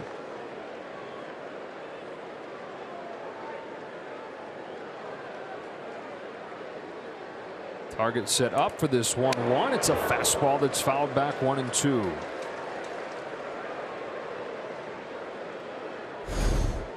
If Tony gets him out, he has earned it. A fastball up and in to kind of get his head out of there, then a slider for a strike, and then this perfect fastball above the belt. Remember Trout, outstanding low ball hitter. If you go low with him, you better bounce it and hope he chases, because he can elevate balls even below his knees. 1-2, way outside, ball 2.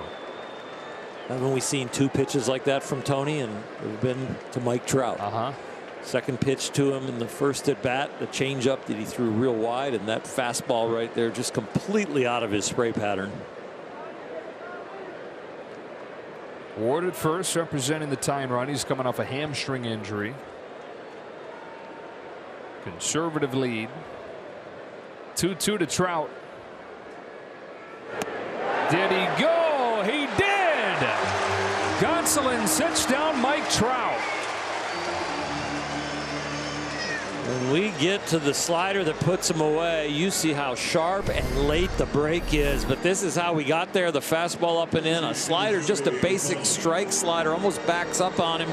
Then a well-executed up fastball, an overthrown fastball, and then that slider is really good.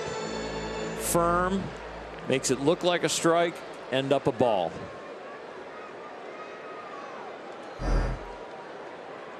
Strikeout number 6 for Tony Gonsolin. Not out of the woods yet. Shohei Ohtani, the owner of the only Angels hit.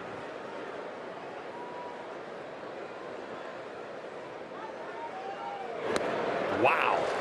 Shohei Ohtani has what a lot of people consider the best splitter in baseball. He just got a glimpse at another really, really good one. And that'll give him some confidence when he's on the mound, because if that's what the good ones look like, why don't I got no problem calling mine.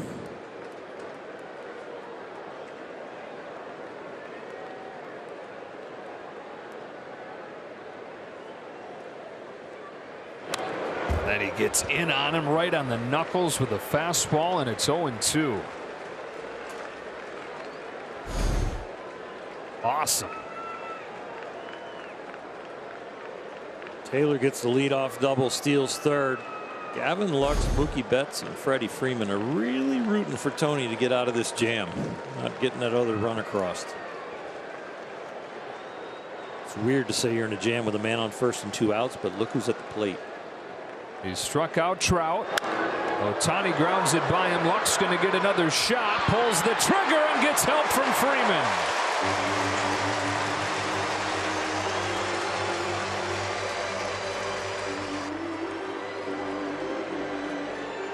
They're going to take a look here. And I said Lux, it was Muncy. He's clearly out. Tony Gonsolin, 6 shutout innings, and the Dodgers with a 1-0 lead.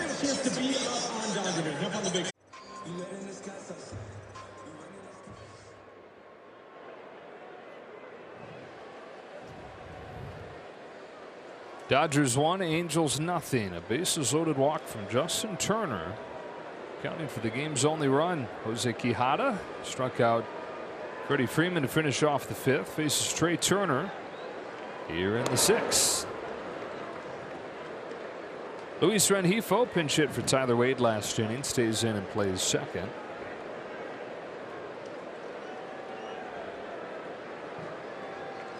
Dodgers have just 2 hits in this game. Turner has 1 of them. There's an infield single. Lifts this ball to center field for Trout. And the first out of the inning.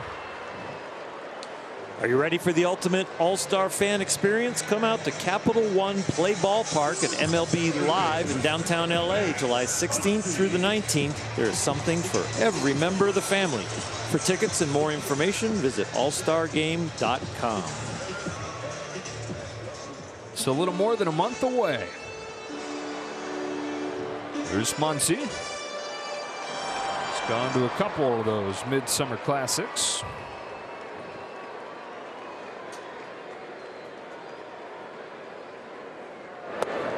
Strike 1. Quijada whipping that thing in there. The way Tony Gonsolin is pitching tonight, he is churning up the cement and starting to let it dry as far as getting into that all-star game. Starting to make a case to be in the conversation to start the all-star game. Yeah. The Catman.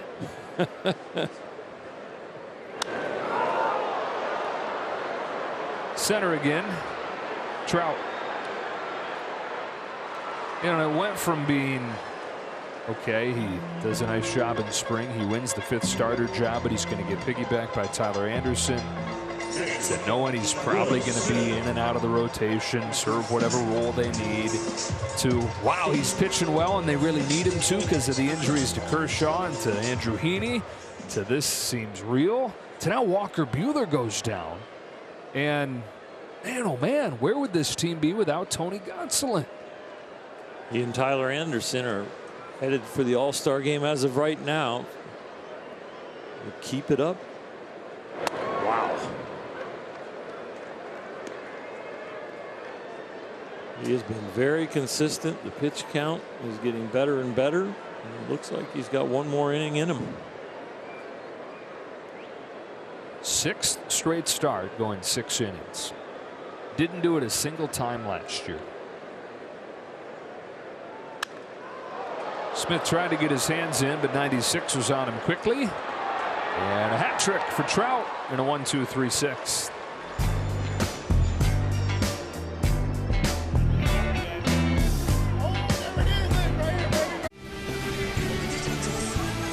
Dodger Baseball on Sportsnet LA is brought to you by Jack in the Box. Introducing the new $5.99 double bacon cheesy Jack combo at Jack in the Box. You can order on the Jack app today. And by the SoCal BMW Centers. BMW, the ultimate driving machine. Dodgers 1, Angels 0 to the 7th inning. Tony Gonsolin trying to record an out in the 7th for the first time since September 15th, 2020. Caleb Ferguson is warming. Gonsolin's at 84 pitches. The right-handed batting Matt Duffy replaced Anthony Rendon earlier. Is up there for the first time today. So you've got a righty in Duffy, then a lefty in Walsh.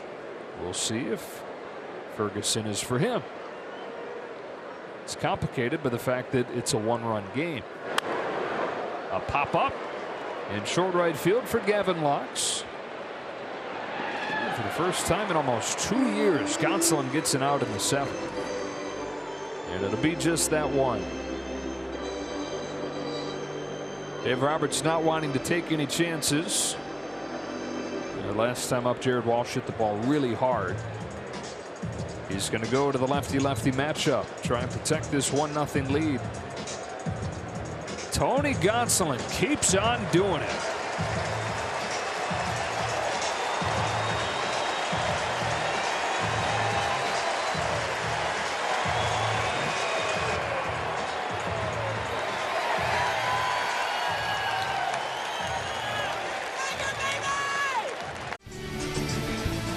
Dodger Baseball on Sportsnet LA is brought to you by the 2022 Ford F-150 truck and your Southern California Ford dealer, where the future comes standard.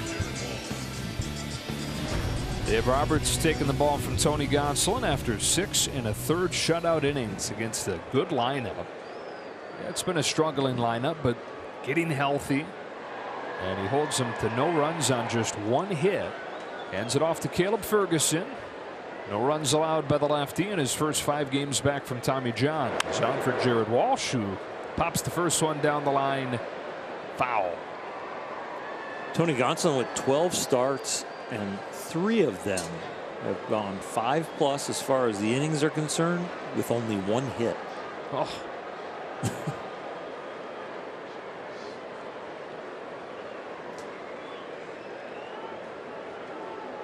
And now Walsh, who hit for the cycle on Saturday. He was an all-star last year. Up the middle, Trey Turner from short center field gets in. Well, his defense sure has gotten better over the last month or so. 2 gone in the 7th. He's made a few plays going to his right over in the 6th hole, and now up the middle. We've had 3 guys over there playing up the middle. Gavin Lux had an attempt up the middle on a little humpback liner. Trey Turner on this play, and Max Muncy with a little wrong foot charging to end last inning. Well, the matchup they really wanted was Ferguson against Walsh, but of course the 3-batter minimum. Now it's Ferguson against the righty Stassi.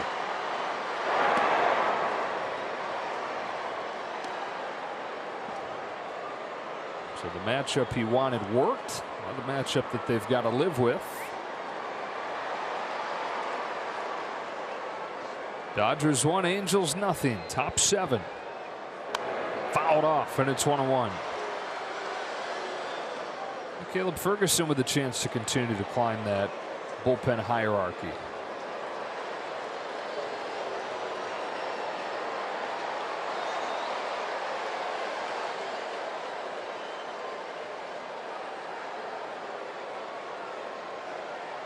Is 1-1.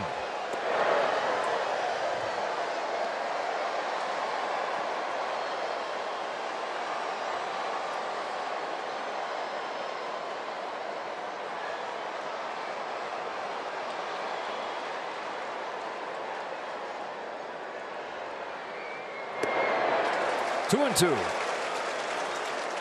Caleb's always had that good high riding fastball.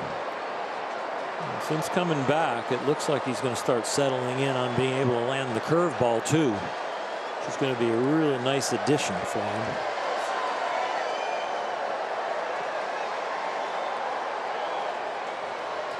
Here he comes. Popped up. Straight up on the infield. Freeman takes charge and makes the catch. How about Tony Gonsolin? 6 1/3 more shutout innings. Caleb Ferguson comes on, retires the 2 batters that he faces. We stretch in a 1-0 game. Take a look at the Nissan calendar as this homestand continues. This quick 2-game series with the Angels. Be off on Thursday. And then a 3-game series with the Cleveland Guardians starting on Friday night. Welcome inside. Hope you're having a great night. Joe Davis and Orr Hershiser. And again tonight, all about Tony Gonsolin. Yeah, his ERA is down to 1.48. He's got a chance to go 8-0, putting himself in line for an all-star bid and maybe a starter in the all-star game. But he sure would like to see some insurance runs here to help out the bullpen. Dodgers wants some insurance runs. Oh, I see what you did there. Hey, thanks. Turner drove in the lone run with a bases loaded walk. That's what kind of night it's been. There have been 3 hits combined. It's 2-1 as Andrew Wantz comes into the game. 3rd pitcher for the Angels. It went Syndergaard, Quijada, and now Wantz.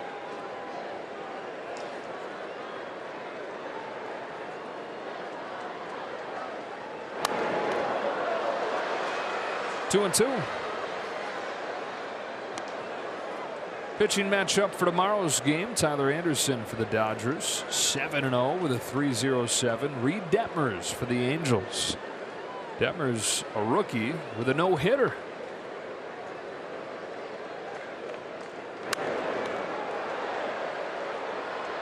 We were talking about the near no-hitter in St. Louis tonight. Miles Michaelis, 8 2/3 before he gave one up. Reminds me of a story John Smoltz likes to tell about his near no-hitter. He never got one. Closest he got, 8 2/3 against the Phillies when he gave up a double. And he blames it on a candy bar. Really? Uh-huh. How's that? So it was a day game, and he didn't eat anything before the game. Normally he starts in night games. He said that some of the veterans, because this was 1990, really early on in Smoltz's career, some of the veterans had told him you want to pitch on an empty stomach. So usually he'd have lunch and then not have a snack in the afternoon, pitch the night game, be okay to have something in there. Well, for the day game, he's like, what am I going to do? Am I going to get up at 5 in the morning to have breakfast? No. Turner takes strike 3, 1 gone in the 7th. So he didn't have anything. Goes into the game, he's pitching, he's got a no-hitter going, but he's saying, man, I am starving. I gotta have something. So before the 9th inning, he goes into the clubhouse, he grabs the first thing that he sees, a Zagnut bar. And he eats the Zagnut bar, comes out, gives up a hit. This was in 1990. He didn't have another Zagnut bar again until we were in Philly together a couple weekends ago. And he said he thought it was time to heal. And he had a Zagnut bar. His first one since he lost the no-hitter thanks to it. 1-0 on Bellinger. The hunger pangs kind of go away when you have pressure and adrenaline. You don't really feel it. So it was just that in-between innings when he's resting and just, you know, I'm just getting ready to go back out for the 9th that he started to feel it. I love the fact that the only thing you could find in the clubhouse, just to tell you how much it's changed down there, was a Zagnut bar. Those get confiscated now. They don't even make their way into the clubhouse. Hey, so I had to admit to him, I'd never heard of a Zagnut bar. Okay. Do you know? Like, yeah, I know what it is. With the Zagnut? Chocolate with nuts, yeah. Not really, though. Like, I had a bite. Yeah. Thanks, Sean. It's like a Butterfinger, sort of. Yeah. But with some coconut. Okay. I've probably had 1 or 2 in my whole life, but probably 50 years ago. Full count.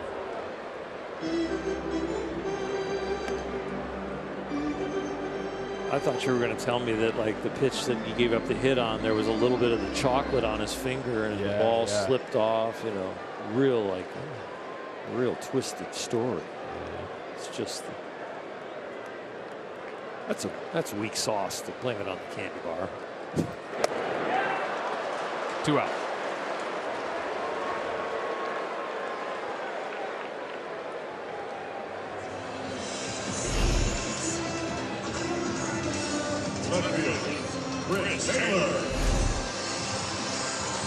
Dodgers 1, Angels nothing. Here is Taylor, who started the 5th inning with a double and stole 3rd. He was there with nobody out. Dodgers are 0 for 8 since then.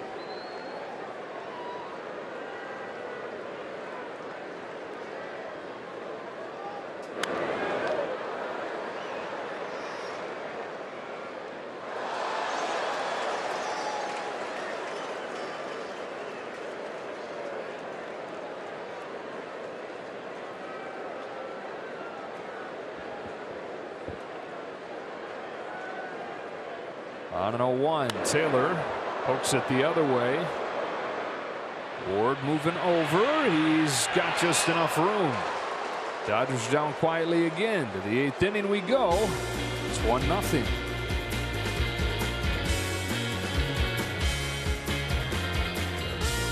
On Sunday, when the Dodgers close out the Guardian Series, be one of the first 40,000 fans in attendance and receive a bucket hat courtesy of Security Benefit.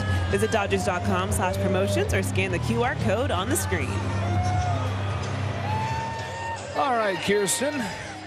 Dodgers have a 1-0 lead as we go to the 8th inning. The lone run scored on a bases-loaded walk from Justin Turner. That was back in the 4th. Daniel Hudson comes on for the 8th. Trying to tee things up for Craig Kimbrell in the 9th. Brandon Marsh to lead it off. It's Marsh, Velasquez, and Rengifo.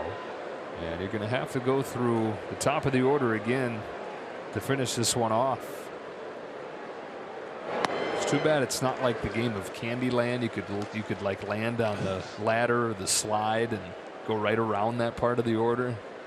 I have no idea where that came from, but I got you though. Yeah, I want to circumvent it somehow. Yeah. Good word. Marsh 0 for 2, struck out both times against Gonsolin. Swings and misses here. Good slider from Hudson, and it's 0-2.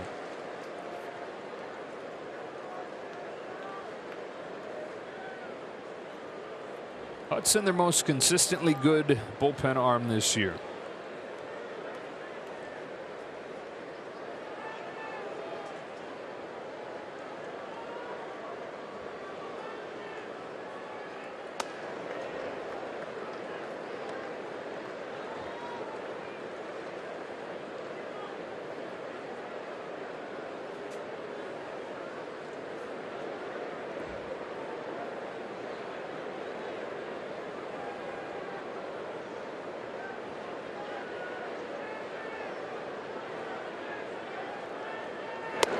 Swing and a miss. 97 with a fastball.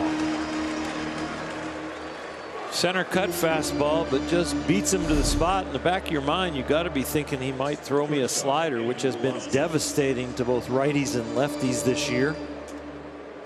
League just barely hitting over 100 on the slider, so you can get sneaky fast with the heater.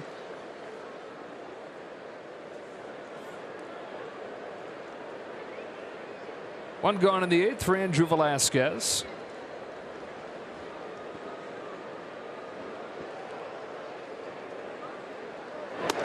Shows bunt, takes a strike. Just real quickly, I think I mixed 2 board games. I had Shoots and Ladders, yeah, version of Candyland going. Maybe you've invented something. Don't tell anybody.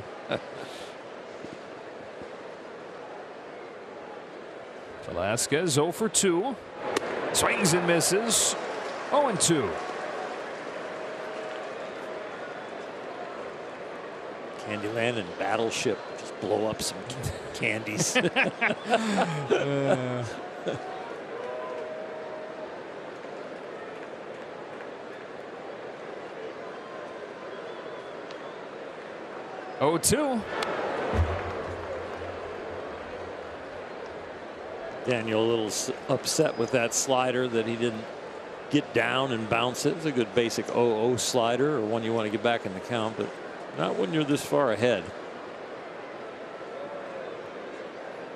Dodgers trying to remain in a first place tie in the division. Padres came from down 5-0 to win 12-5 in Chicago tonight. They lead by a half game now. Here's another 0-2, and there's a strikeout as he turns it up to 98. He's looking froggy. Well, 2 four-seam fastballs get 2 Ks, and they got a lot of the plate, both of them. The Angels are now 1 for 15 with 6 Ks off those four-seamers tonight. 2 up, 2 down, and a pair of strikeouts for Hudson. Here's Luis Rengifo. Fly to left his first time up. Pinch hitting for Tyler Wade in the 6th.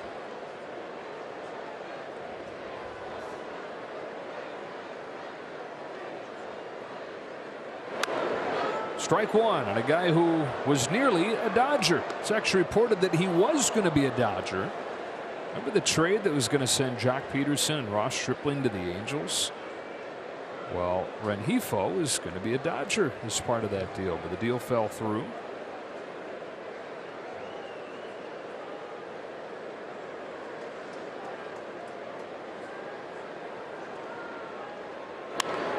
Pulls this one right side, and short right field, Gavin Lux sets his feet and throws him out.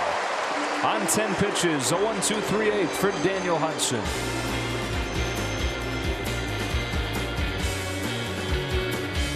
For Access Sportsnet Dodgers, presented by your Southern California Ford dealers with John, Jerry, and Nomar.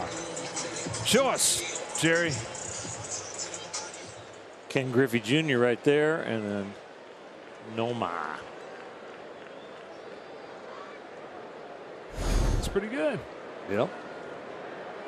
Andrew Wantz against Gavin Lux. Oh, lifts the first pitch of the inning to right. for Tyler Wade or for Taylor Ward. And the first out of the inning. And now a word from Carl's Jr. This summer, prime rib is the star. Bite into the new Primal Angus Thick Burger and Beyond Raptor at Carl's Jr. See Jurassic World Dominion now in theaters. Dodgers 1, Angels nothing. Here's Mookie Betts.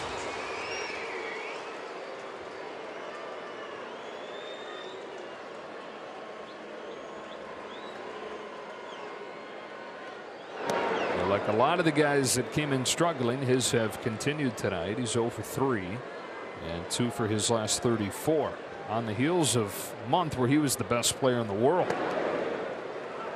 Takes a couple strikes, 0 and 2.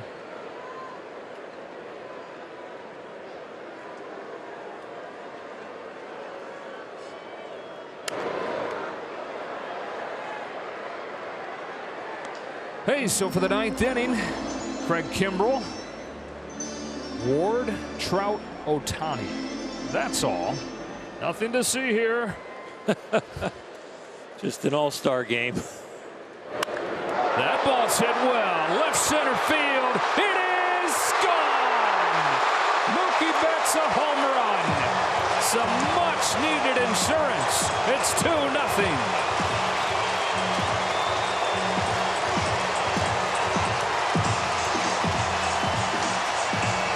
Tony Gonsolin got a standing ovation, and Mookie Betts is getting one right now. There is some life in the ballpark. Got to feel good in the bullpen for Craig Kimbrel, and it feels really good on that Dodger bench to get this insurance run. 2 breaking balls, a high fastball that he fouled off, and then another breaking ball that he has already seen 2 of in this at bat, and he doesn't miss this one.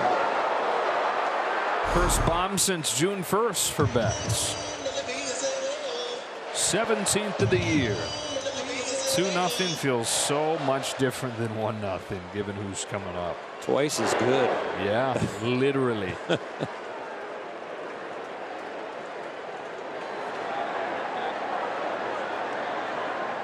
Felt so good he didn't even take his helmet off yet. You can go play the field with it. Freddie Freeman ahead 3-0. A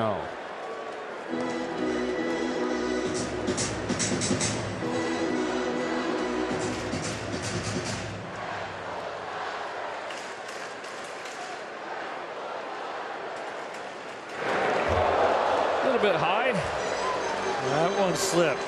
A little bit of overthrow maybe, but I think it's just more the grip.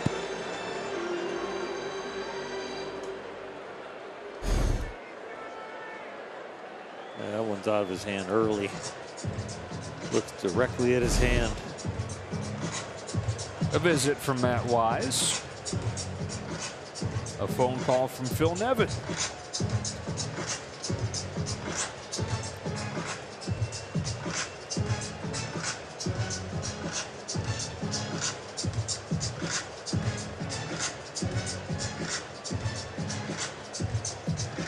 Early in the year, the Dodgers had a propensity to score a lot in the 2nd and in the 8th inning. Maybe they can add on some more here.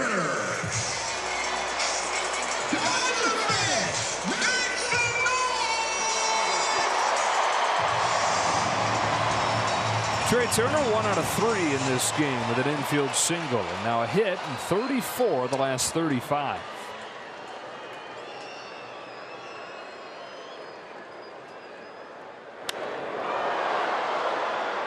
Ward.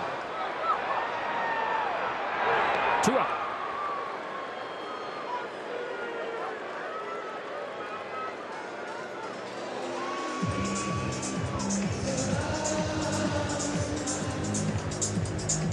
Third base, number 13, Max Muncy. Muncy's walk-up is like we're all going clubbing. Have a light show going on here. Yeah.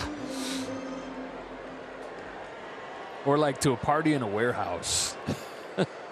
That has to move around because it's really the in crowd. They don't want to let anybody know they're at that place. Different warehouse every weekend. For sure. Can't let him get a trail.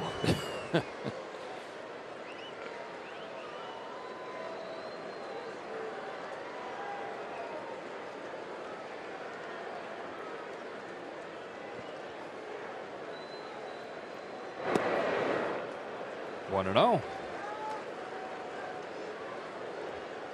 Max had the 2 hits in his first game back on Thursday. 1 for 12 since.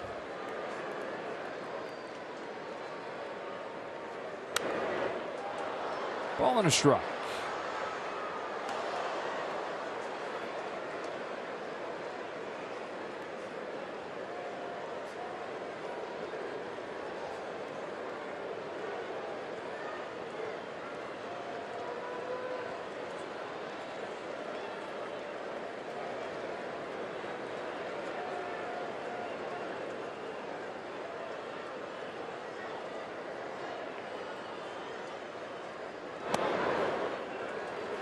Two and one.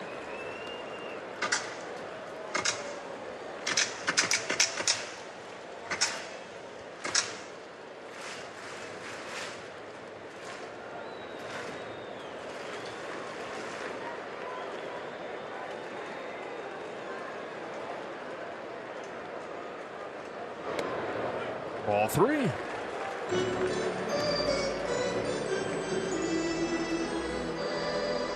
Lay it, Dieter.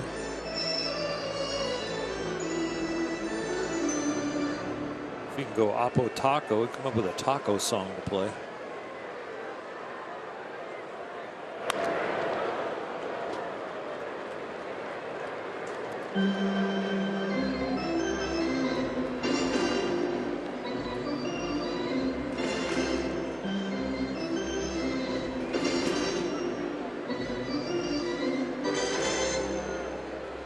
Freeman to get a head start from first. Dodgers have a 2-0 lead. Mookie Betts with a home run here.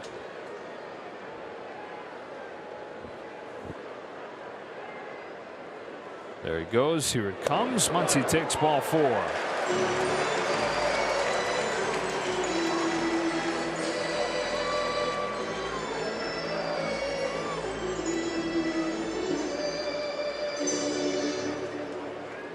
Two on, two out. Will Smith gets an opportunity. Will Smith. 0 for 2 today. Last chance for him to extend the 8-game hitting streak.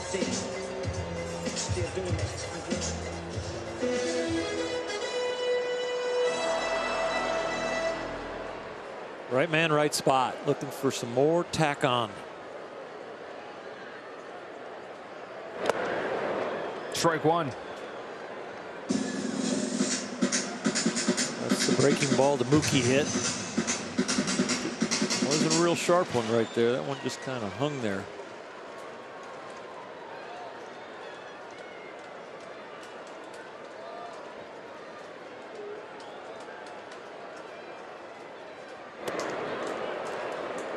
Goes around there quickly. 0-2.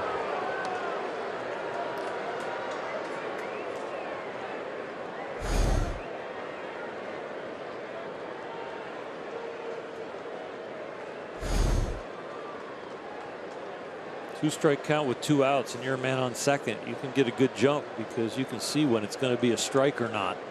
You don't always have to wait till contact. Hit hard, deep left field. Marsh is going back. He's got it to the edge of the track to pull it in and end the inning. Some massive insurance on the home run from Betts. Craig Kimbrel coming on. Ward, Trout, Ohtani coming up. Somebody buzzed down to the dugout and said, we can't make the Volkswagen play of the game a walk.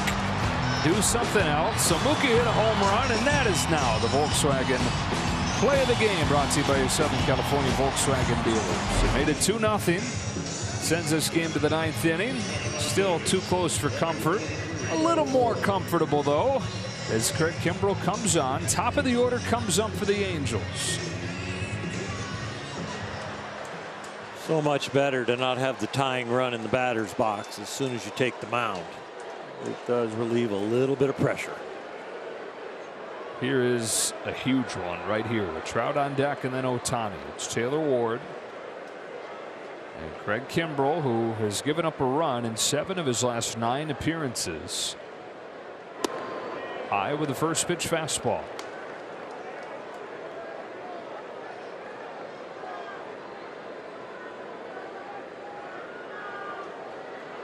Closers have to have short-term memories. You got to turn the page quickly. There's been a lot of pages to turn here in the last few outings. There's a strike, 1-1.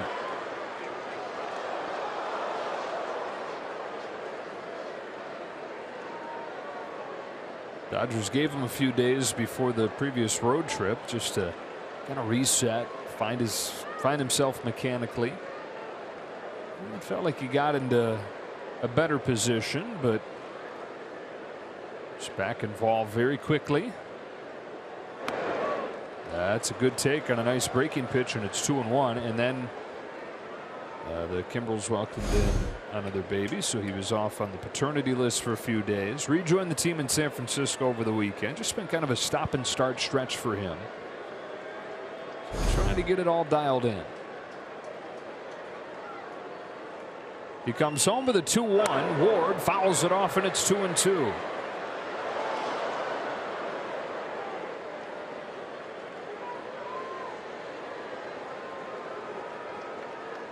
A good command so far coming out of the pen. 4 pitches, approximately where he wanted all of them.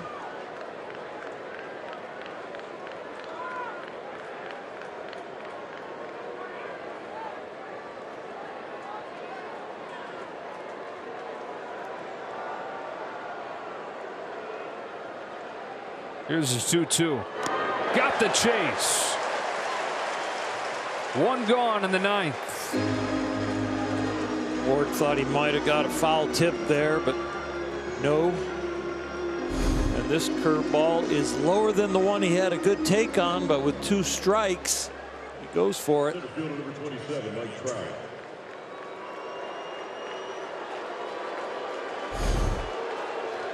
So you face Trout in a situation where he could hit it back to Anaheim and it'd still be okay. 2-0. 1 gone, 9th inning.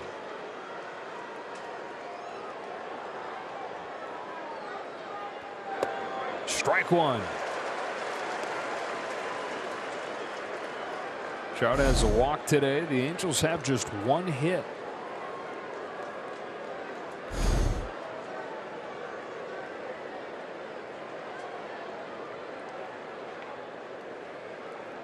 On an 0-1, Trout chases 0-2.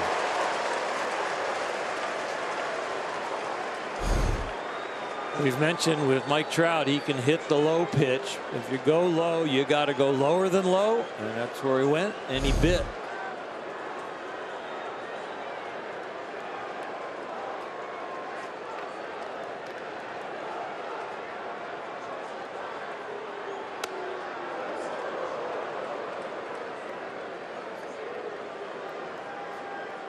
Not the first guy to try and dig a little bit extra deep for Trout. I was just going to say the same exact thing. He is the only guy in the Angel order tonight that has gotten the spray pattern a lot wider from anybody on the mound. 1-2. Again. He's had 4 pitches like that tonight.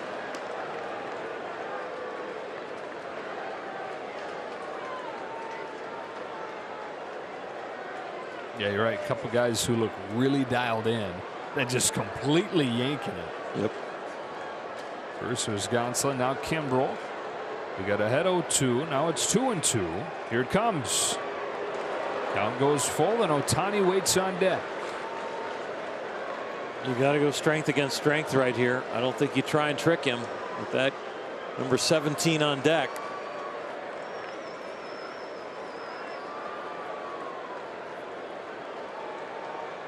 I don't mind a slightly high fastball, belt high or right at the belt. 8-time All-Star deals and cracks his bat into short center field. That ball's down. And so is the home plate umpire, Nate Tomlinson. Trout is on. Tomlinson went down immediately. Nathan Lucero, the trainer, is out there, and this is a scary moment. Everybody's attention is on Tomlinson. The bat just shattered. Mike Trout at first was worried about Will Smith, and then Will was worried about the umpire.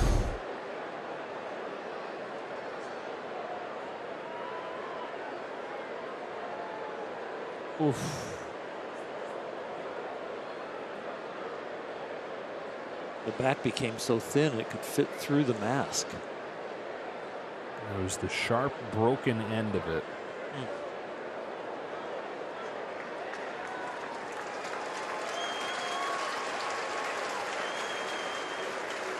Off Lux's glove.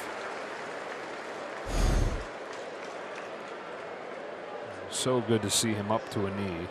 And good hands here with Nate.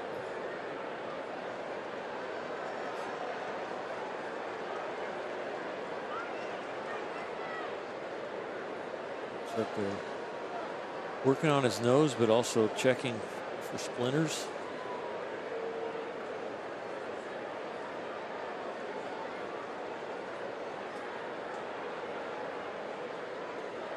Now, looks like Laz Diaz is already headed back to the umpire's clubhouse. So you have a hard time envisioning Nate Tomlinson continuing. So the guess would be that Diaz is getting the gear on.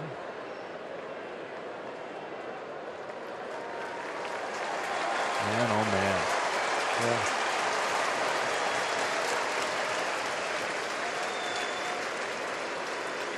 In presence of mind to remember to hand off the lineup card. We're going to take a break as they make the change at umpire. Good to see Nate Tomlinson walking off under his own power. Hope that he's okay.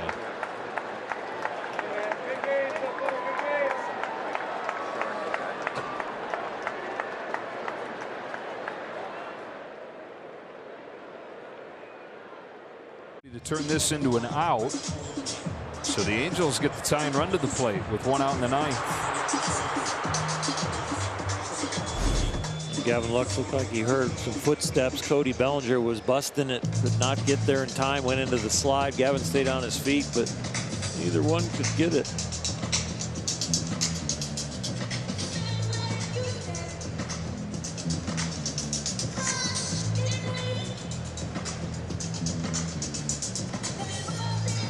Still waiting on Laz Diaz to come out in his gear. And Craig Kimbrel waiting for that before he gets warmed up again. That's completely new jersey for him, completely new pants to fit the padding in. It does take a little bit of a while to get that equipment on. We're going to take one more break.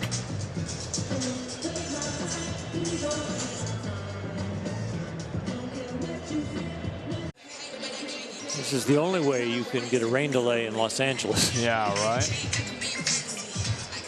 Well, it gives us a chance to get you caught up on how we got to this point. It all started with Tony Gonsolin again. 6 1/3 shutout innings for him as he got an out in the 7th inning for the first time in almost 2 years. And kept on rolling. His ERA now below 1.5, leading the majors. And Dodgers got the first run of the game in the 4th on a bases loaded walk from Justin Turner. They got one in the bottom of the 8th on Mookie Betts. 17 homer. 17th home run. Went nose to nose with Mike Trout. They both had 16 coming in. Mookie goes up by 1. Feels like a good time to strike up the mariachi again.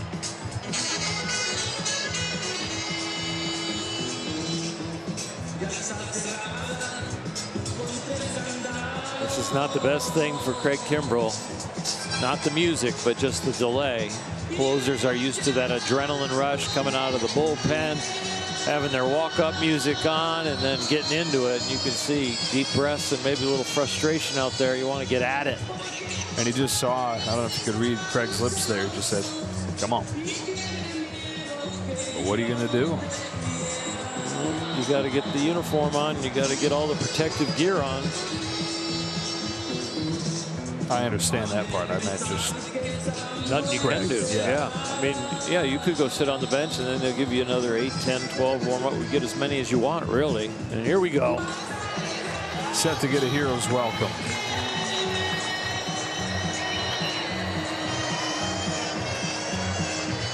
We've all been there, right? We've all been like late to the dinner party, or yeah, you got to hurry up and get dressed, hurry up and get changed, hustle to work. Gosh, I got the shoes on the right feet. My My belt through all the loops. Do I got a pant leg caught in my sock? Like, jeez. Tank of gas. Need gas. Let's go. All right. Kimbrel says he's ready to go. 9 minutes since his last pitch. And since Mike Trout dropped the ball into short center field to get Shohei Ohtani to the plate representing the tying run. Ohtani very aggressive on the first pitch. Interesting if they throw him a heater. The reigning MVP, 13 home runs this season. He's looked more and more like that MVP hitter the last week or two. 46 homers a year ago. Dodgers 2, Angels nothing. 1 gone in the 9th inning. Kimbrel to Ohtani. That's a base hit into right center field. Bellinger hustles over to cut it off. Ohtani headed for second. The throw is not in time, and the tying run is in scoring position.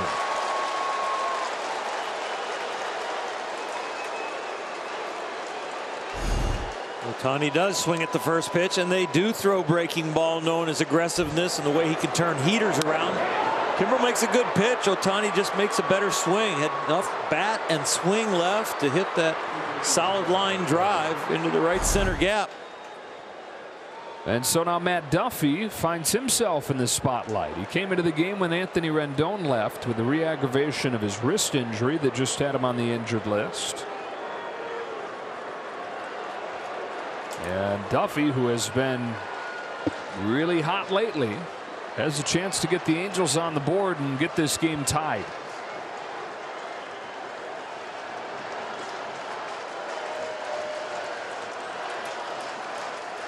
Matt Duffy above 370 over his last 15 games. Trout at third, Ohtani at second. That's a good take.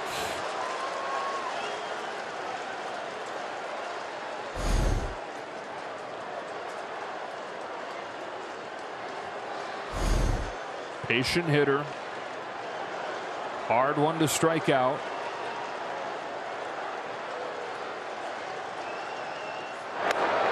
Ahead 2-0. Jared Walsh on deck.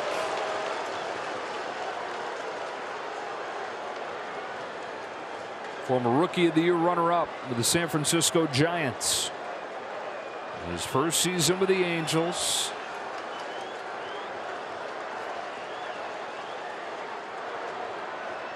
On a 2-0 pitch, Duffy takes a strike.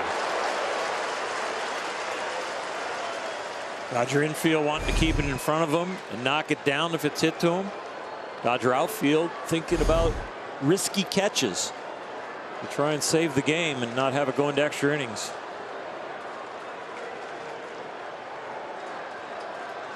Kimbrel's 2-1. Strike 2.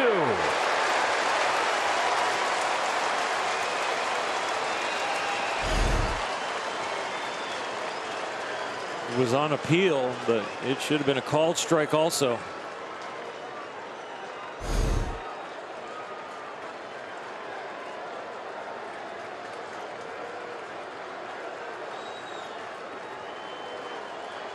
They've started with breaking ball. They climb back in the count with the fastball. What's he get here? On a 2-2. A fastball misses and the count goes full. Matt Duffy thought that he was ringing him up. Did you see that? He saw motion out of the corner of his eye with the right arm, but he's just given a two-handed count sign. 3-2 on Duffy.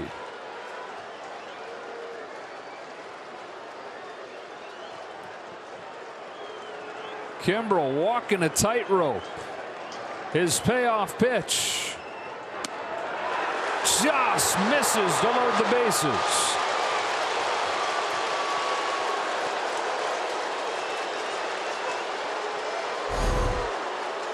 Dave Roberts wants the called strike. Will Smith wanted the strike. It just misses the electronic strike zone, just below the knee. I wonder if the Little laugh between Laz Diaz and Duffy helped him get that pitch. And again, Laz Diaz just put on the home plate gear, just went behind home plate. He started this game as the second base umpire, but Nate Tomlinson, hit by a broken bat, leaves the game with one gone in the 9th inning. And Diaz comes in with cold eyes. Loaded up for the All-Star Walsh. That is crushed down the line. Foul. Oh, my Lord.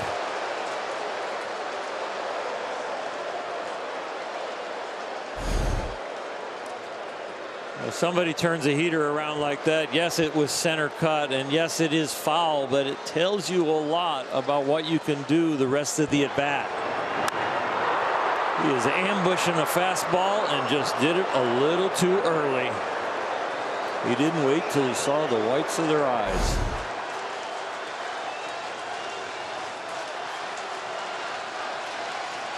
Bonkers numbers with the bases loaded for Walsh.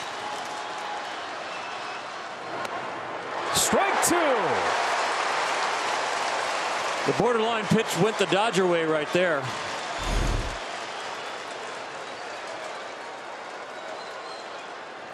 Wanting to go up and real hard, yanked it, but got the call.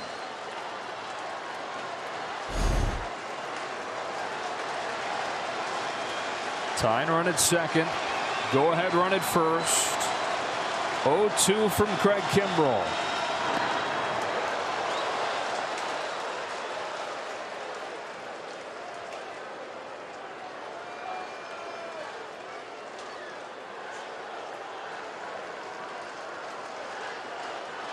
Ohtani hit a breaking ball to set the table to get that double.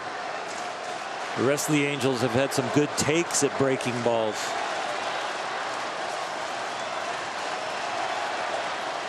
They wanted to go up the ladder earlier. Are they going now? Got him!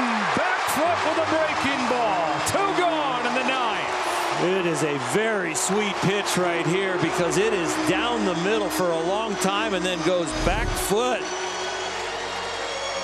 Strike to laces.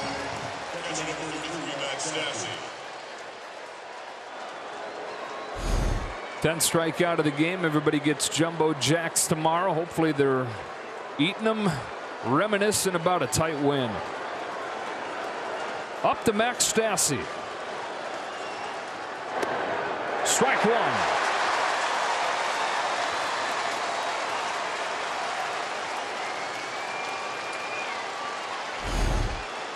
Gonsolin got a standing ovation when he left the mound. Mookie Betts got a standing ovation when he hit his home run, and they're on their feet again right here for the last possible out.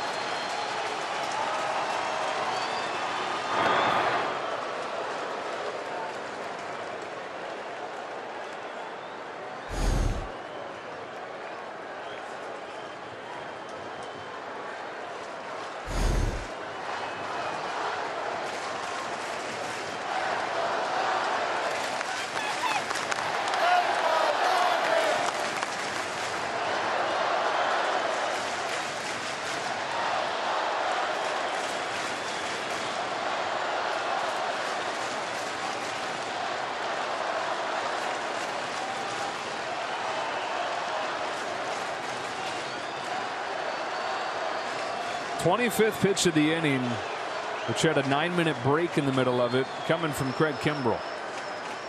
It's a 1-1 to Max Stassi.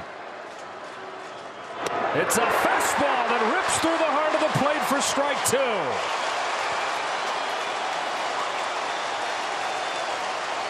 Two electric fastballs to get to this 2-strike count.